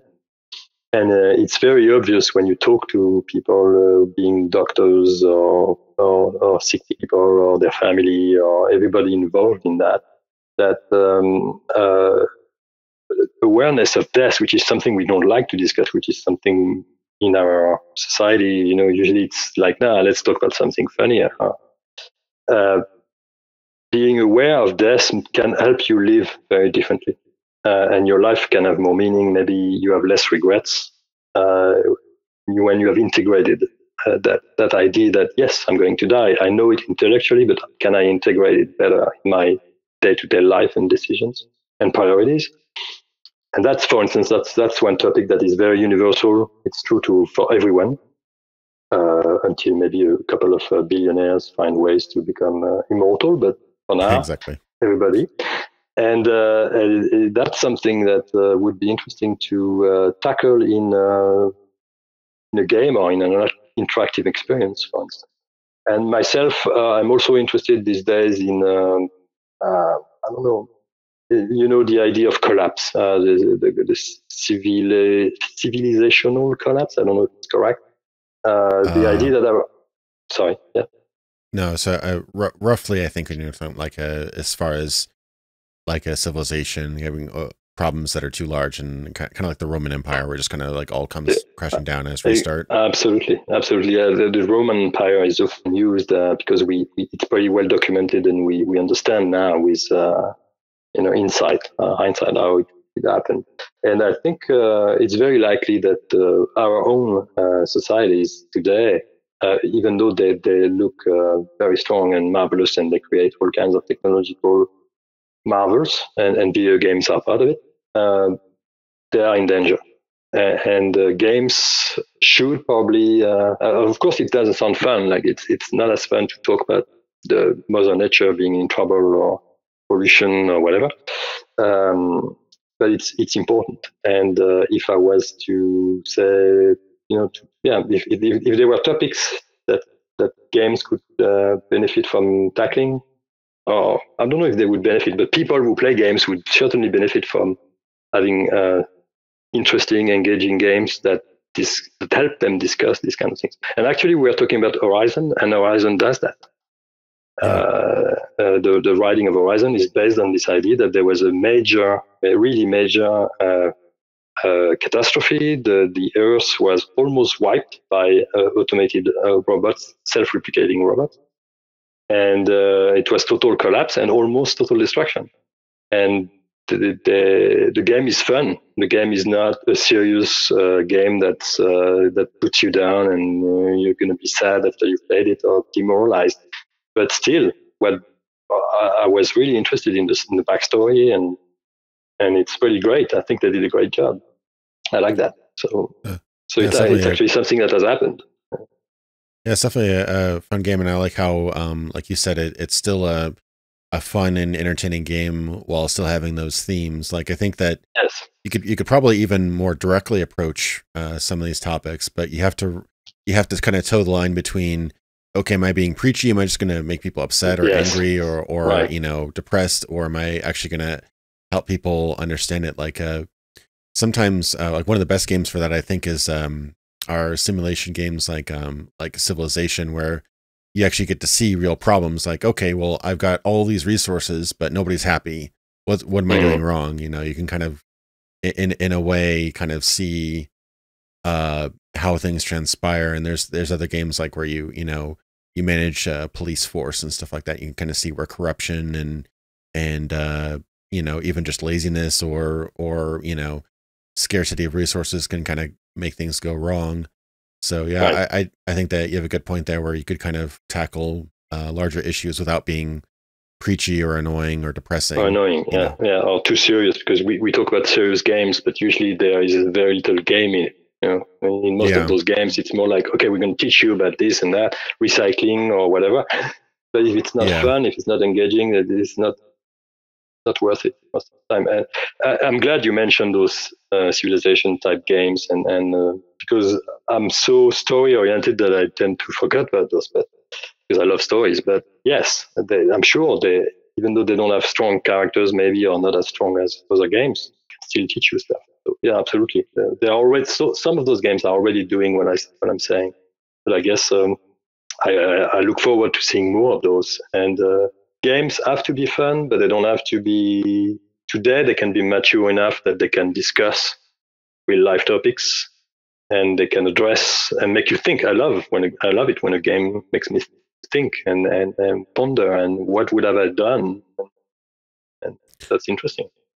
Yeah, I think that the more you can disconnect from your own life, the more effective it is. Like, that's kind of the basic idea behind science fiction, is that you tell or discuss real life topics, like various cultural or political topics, but in a very far off and very alien setting. Yes. And because it's so different from your real life, you like you point out things like, oh well, those guys don't know what they're talking about, or this idea doesn't work, and then you realize, oh, they're actually talking about this, or that. That's true. Yeah. But if it's cleverly, but it's cleverly done, you don't realize you're not like nobody likes being talked down to. I think that's kind of the thing. Like you don't want to be told like, oh, this is bad, this is good. It's like if you kind of make it subtle enough that people can kind of see the effects and everything like that. That's interesting. All right, so and I've read that hopefully it's actually not just somebody with your same name, but I read that you did a lot of translation work. Like I saw that you did translated the Jim Butcher books, right? and that's some correct. James Barclay books and stuff like that. Correct. It's got to be a ton of work. I can only imagine taking an entire novel and changing it to another language. I can barely do 20-page scripts. But what kind of projects do you work on now, generally? Actually, it's kind of funny. Right now, I'm working on a gay romance book, so it's very different.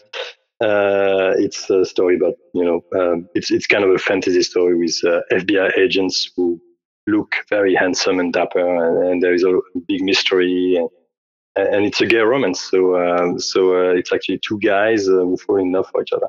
Very different from the books you just mentioned, but that's I don't always pick and choose, and for now right now that's it. But I've done a lot of. I love Jim Butcher. I mean, it's too bad that unfortunately his books are not successful enough in France, so they had to stop it. Of course, he has a lot of devoted readers, but it's not worth it to translate, unfortunately. They were clearly some of my favorites, and I've done many, as you can imagine, many what we call fantasy in general here. I guess can be science fiction. It can be. I did some Star Wars books. Sorry, I did high fantasy, dark fantasy, supernatural mysteries, all kinds of stuff. But it depends on what readers prefer and what I can find. It's not I'm not set on one specific type of story. Okay, that's interesting. Yeah, my fiance has read all the Jim Butcher books. She loves it. It's just too bad. Yeah, sometimes culturally or whatnot, some stories don't really translate to a large enough audience in different languages. So I guess. Yeah, honestly, I'm stumped as to why, and the French publisher, is also because there is nothing in the Dresden Files books that explain that would seem obviously to be an issue. They are great. They were. I mean, the French readers who read them love them. It's just maybe it's a male hero, and a lot of people want to read about female heroes who like this kind of stories. I don't know. I can't explain it. It's really a shame. Yeah, I know that there's definitely a demographic shift in readership. Yes. Like I don't think as many adults read as much as they used to. Seems like young adult fiction, especially kind of female oriented young adult fiction, seems to be like the big thing right now.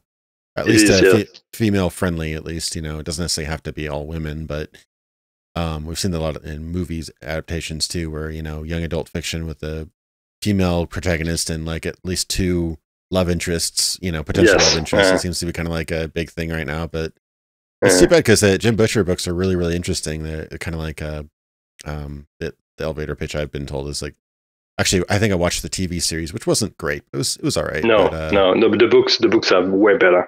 Yeah, no. My fiance says great things about them, and they're very interesting too. A lot of lore as well, like with the fairy courts and things like that. Right. Yeah, he's to me he has found a perfect mix of being humble, doesn't pretend these books are more than what they are, but very very dedicated to writing them, and he has a lot of talent. And his characters you feel their dilemmas, you understand their motivations, and really it works. I mean, I remember one thing where he had a friend who sort of went to the dark side in a way, and you could feel the main character's unwillingness to betray his friend, even though he had good reasons to do that. And I think they do. It's very smart. The psychology of the characters is really good, even though it's stories about monsters and sorcerers and whatever. They are believable characters. They are very human, flawed, like we mentioned earlier. Yeah. And it works very well. I was really pleased. They are clearly some of my favorites. Unfortunately, I've translated, I think, 3 or 4. 3, I think, and 2 of them have never been published. I've been paid, but again, not published. So it's too bad. Yeah, that's too bad. Yeah, I not to that extent, but I've definitely worked on projects for months, and you know, you get paid. You get paid for it, and like you said, you know, you did your job exactly as you're done. But it's a shame when you don't see your actual works get anywhere. You know, it's going to be kind of annoying. So one other question here, would you ever get back into game design again? Would I? It would need to be a very special project. I would never say no. And like I said, I've been asked to think about this a bit. But probably not in the game industry as it is right now. I mean, plus, to be very honest, I don't think I have these skills anymore. It was very much done, learn as you do it, you know. And now they have all these kind of tools. Of course, I used I guess, project management tool, but it was very basic what I did. And I'm guessing I don't have the skills that younger, more experienced, or more well taught producers or game designers would have. I know games. I love games. I've played games for 40 whatever years, but that doesn't mean, unlike what people used to think, like I love games so I can make games. No, it doesn't work like that. So I don't know if I would have the right skills, but I would be willing to try if there was a special opportunity. And the working conditions seemed fair to me, and usually they are not. Yeah, at least to me. I can see that. I heard a story that you were you had a friendship, or at least a passing relationship with Yves Guillemot. Hopefully I didn't murder that name. Right. From Ubisoft. I believe that is that true, or am my sources wrong? Yeah, it's but I have to wonder where you heard that. I didn't have a friendship with him, but funnily enough, when I was 16, I think, maybe 17, I worked on a game so obviously on an indie game, which we would call an indie game now, an adventure game. Yep. Surprise. On the Atari ST, and we were a team of 3 guys. And at the time, Ubisoft, who was based in Brittany in France, they rented for a few years. They rented a kind of castle in Brittany, and they would invite creative teams to stay within the castle. You would have the meals would be provided by catering service, and you'd have old style. Almost middle-agey type beds and furnitures, but we could work there freely as a free, very creative environment where you didn't have to worry about food or anything. Just stay on the computer and create your game.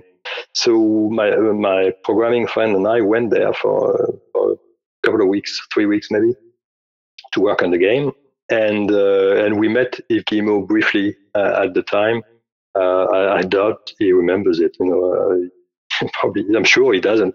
So, and he was not the big major person he is now. I mean, obviously he was the boss of the team, but it was much more of a family business at the time. Yeah. So we had some sort of relationship. We talked to him about the game. He was the one who, I think, at least he gave his okay. Maybe he's not the only person who did, but that's about it. And if you ask him about me, he's going to say, "Woo!" He's not going to know who I am, and that's fine. I mean, he's probably personally met and worked with like thousands of people at this point, but still, it's an interesting kind of rub shoulders. I didn't know that Ubisoft was actually founded by 5 brothers. I didn't know that until I looked it up the other day. It's actually surprising. Yeah, they're all Guillemot brothers were the founding many Right. people, I don't know if they Yeah, all it's still work kind there, but of pretty funny at the time. Yeah. yeah. So it really was a family business. I think I missed a question back here. I don't know how much you were involved in the business side of things, but I get conflicting reports. And as far as I know, Kalisto was like years after was it was decided in court that they weren't responsible for the basically the collapse, and they didn't owe anything to the investors. But could you shed some Right. light on the how Callisto closed down? Did you leave before it went bankrupt, or do you have No, any insight on that? I have some. I have a little bit, but not really on this specifically. I learned about this. There were some investors who complained, and there was some kind of inquiry into that. But it was already for me. I was already gone to do something else with my life, and I didn't get into that much. But yes, you're right. From what I've heard, the official ruling was that no, there was no wrongdoing that would allow investors to get whatever. It was a difficult situation, a lot of tensions within the company. Obviously, the end of the company is never smooth. I myself was, but I'm not sure if it's really interesting, but I was primed to get a lot of money from my stock, and through some kind of miscommunication, legal issues, my stock actually disappeared before my eyes Oh no. at the end. So it was a little bit. It was like I don't know if it's. I mean, if it's not pertinent to your question, just remove this part. But it's just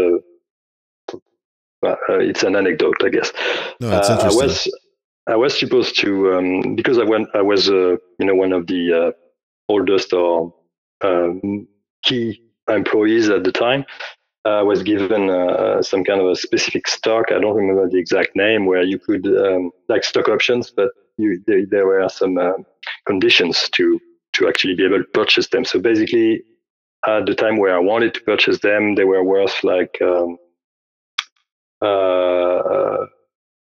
10 times. If I paid $100, I would get $1,000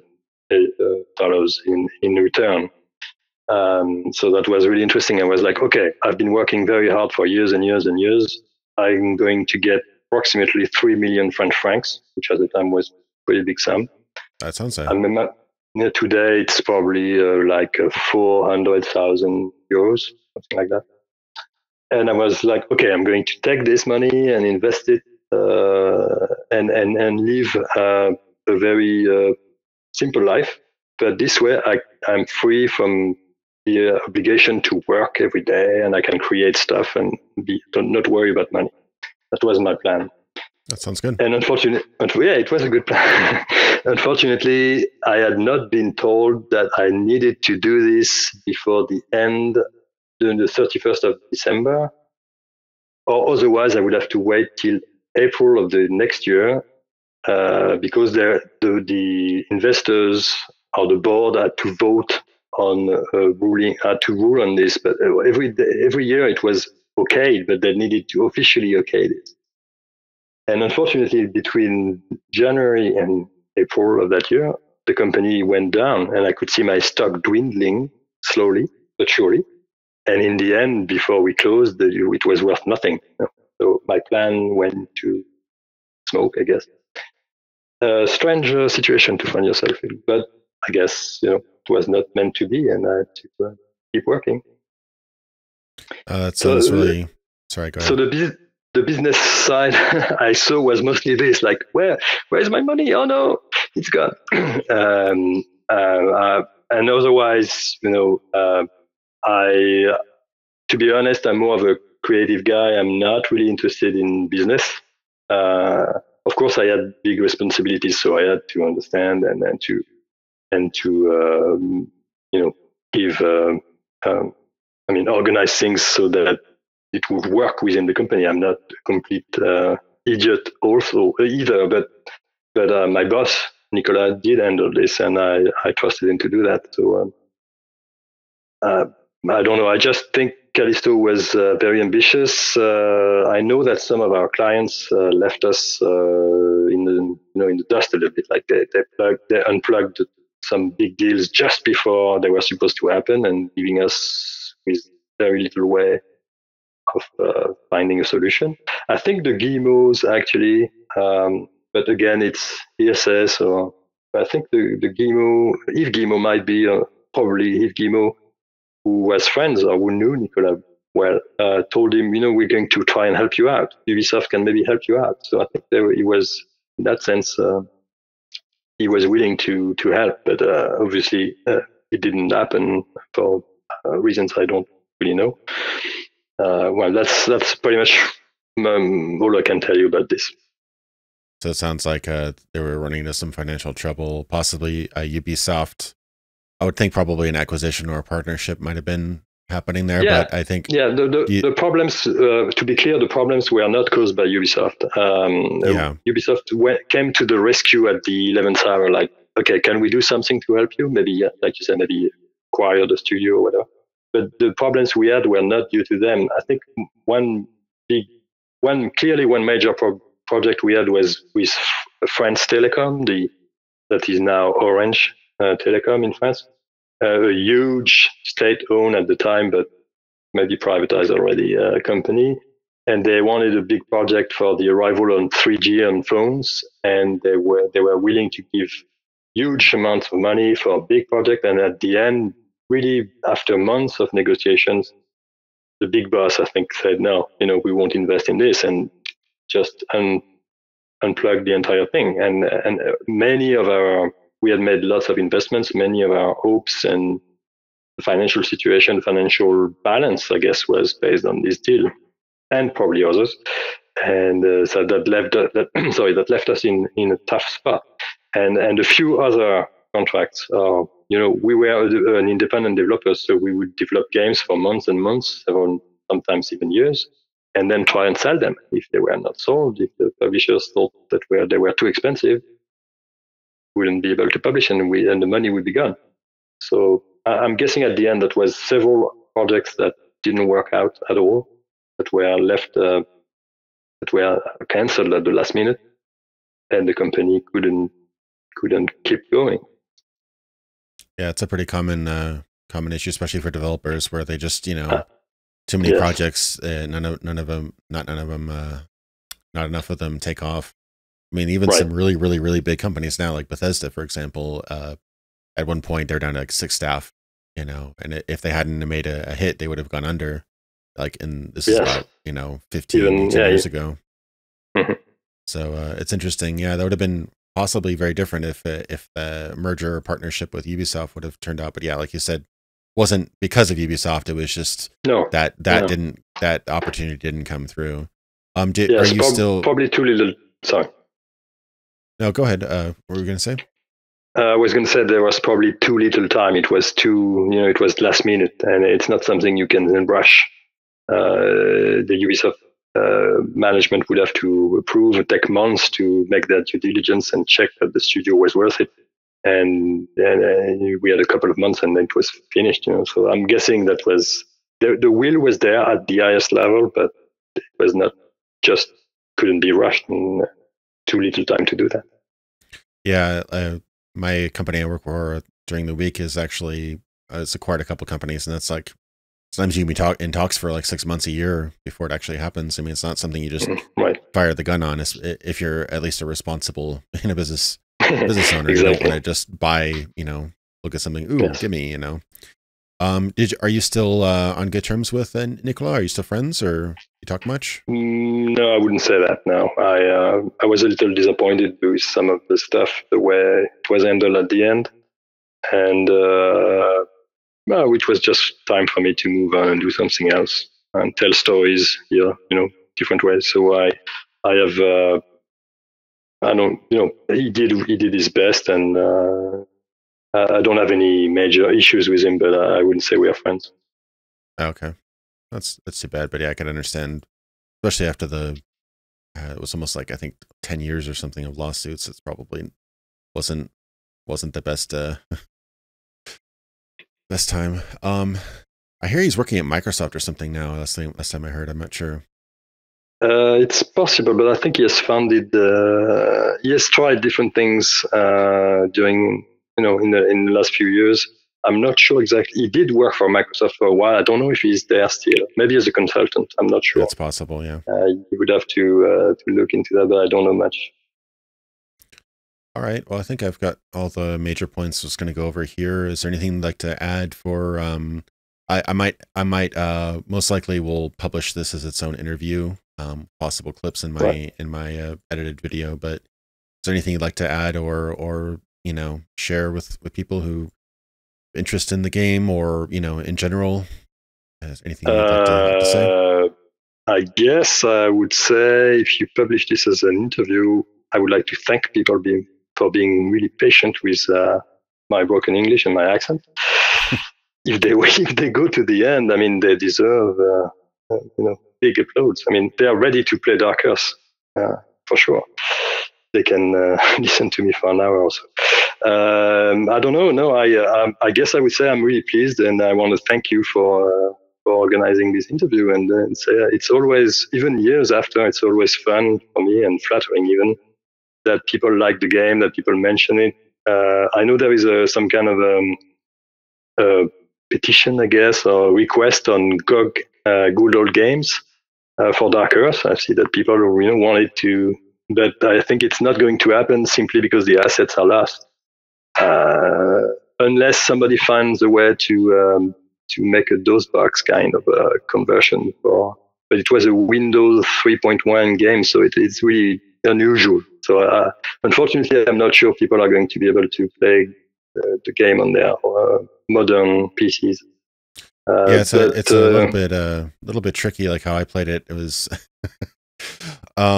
it's a DOSBox launcher that runs a prepackaged emulation of Windows 95 and runs the game inside of that. So yeah, it's a little bit of a technical nightmare, but it actually runs great. It runs amazingly. But you have to have that whole package. So I don't know if GOG. You're right. I said the Windows 3, but no, it's Windows 95. It was one of the first few games for Windows 9. I remember you needed a Pentium 80 at the time to play it. I think it was the minimum requirement. I was a little frustrated because my own personal machine was a P60, so I couldn't even play my own game. It was like, oh no.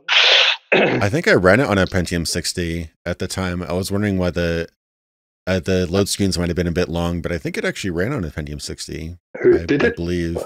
Well, maybe it was a little slow, I guess. I think we recommended, maybe we did recommend a P60 75 or something. Anyway, but it was funny because it was like, at the time I arrived at the company, my P60 was like, wow, it's the very expensive machine, and by the time my game was done, it was too slow to play my own game.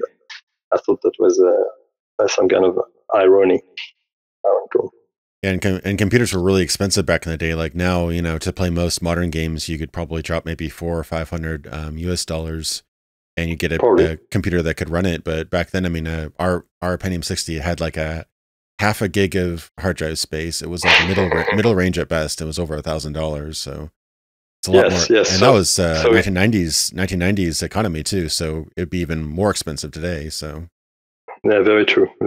That's part of the reason maybe why the game is not. I guess it would sound like I'm blaming this, but obviously there are many reasons why the game is not that successful, but or that well known. But it was a little bit on the demanding side at the time. You had to have a really good PC, and many people maybe didn't have the right machine to play. Also, what I didn't mention, it's maybe not that important, but we had a deal. I guess they're not going to be happy, but we had a deal with Electronic Arts at the time to publish the game, and they kind of left at the last minute. Like, finally, you know what? We're not going to publish it. I'm guessing for disagreements between my boss and the guy who was, I think he was an ex-Mindscape guy, but I guess if you don't know the details, you shouldn't say anything. But anyway, there was some kind of some kind of fallout between Electronic Arts and Kalisto, and Electronic Arts left, and they just kept the distributing part for Europe, I think. So the game was distributed by Electronic Arts in Europe, and we found Microprose, which was a US company, just a few months before it was published, and that was an issue because Microprose was not in the best of health. They were restructuring. And they had this new game, but it was made by French people, and I don't think they marketed it much. They did very minimal efforts, or they did what they could in the short time they had, also because they just inherited that game. I don't know, 6 months before it was released, or maybe less. So even in the US, which was where Microprose was based, I think people told us, you know what, we saw a couple of ads maybe, but nobody knows about this. And if you read the reactions, lots of people, US players, will say, never heard of this, but I know I got it by chance and it's great. I think the game was probably, its sales were negatively impacted by the sudden change of publisher at the end. And that's too bad, but I'm still very happy because I'm thinking, it's hard to say for sure, but I'm thinking at least 1 million people got to play that game over the years, and it's great to think, that's 1 million people, most of them happy. Of course, a few of them are unhappy, but it's a good feeling. Thanks to you, and thanks to the listeners who maybe are people who will play the game, or who already have. It's fun to think about that. No, definitely. I mean, I personally did sign that Dark Earth petition on GOG. I have no idea where you did. where the rights are. I don't know how much they need. I don't know if I don't think it's source code, but they would have to package it unusually to actually get it to work on modern systems. But it does run. It does run on Windows 10. I can confirm that with a little bit of trickery. Yeah. But I think weirdly enough, it's actually easier to run DOS games than it is to run early Windows games nowadays. It's very strange. It is. I agree. But now that you mention this, I think you're right. I think the issue is not technical. And like what I said previously, it's probably that they don't know who to talk to be legally allowed to publish it, because the companies all went under. So I'm guessing they can't do that. They don't want to have trouble with whoever owns the brand. So who knows? If someday the movie is made or the rights are cleared, and things that maybe it will be published on GOG Games. Just don't hold your breath. It's probably not going to be right away. Yeah, it's possible. I mean, there's this one publisher who managed to find the rights to System Shock. I don't know if you ever played System Shock games, but those were caught up with like an insurance company for something like 15 years. And they managed to track those down and release it on GOG. So anything's possible. I guess we'll see in the future. But thank you so much for taking your time in your day. I'm sorry we kind of estimated an hour. We've definitely gone over that. But I think this is a lot of interesting information. And yeah, if you have any other, anything sparks in your head or whatever, just shoot me an email or whatever. But yeah, I'll probably release this interview probably a little bit after my main video, but I'll send you a link to it once it's done. But thank you so much, Guillaume, for all your time. And I think brought a lot of insight to people, especially American audiences and English-speaking audiences, because we didn't get all the French press and things like that on this game. Of course, yes. Yes, but you're really most welcome. It's a pleasure to talk about the game, even though some of my memories are a little fuzzy right now. But I'm always happy to discuss it, especially with people who appreciate it. So it was really fun. Thanks for taking your time. Thank you, and have a great evening. I guess it's pretty late over there now, but a great evening, and have a good rest of the week. Thank you so much. Thanks. I look forward to seeing your program and the interview later. Thanks a lot. Thank you. Bye-bye. Bye-bye.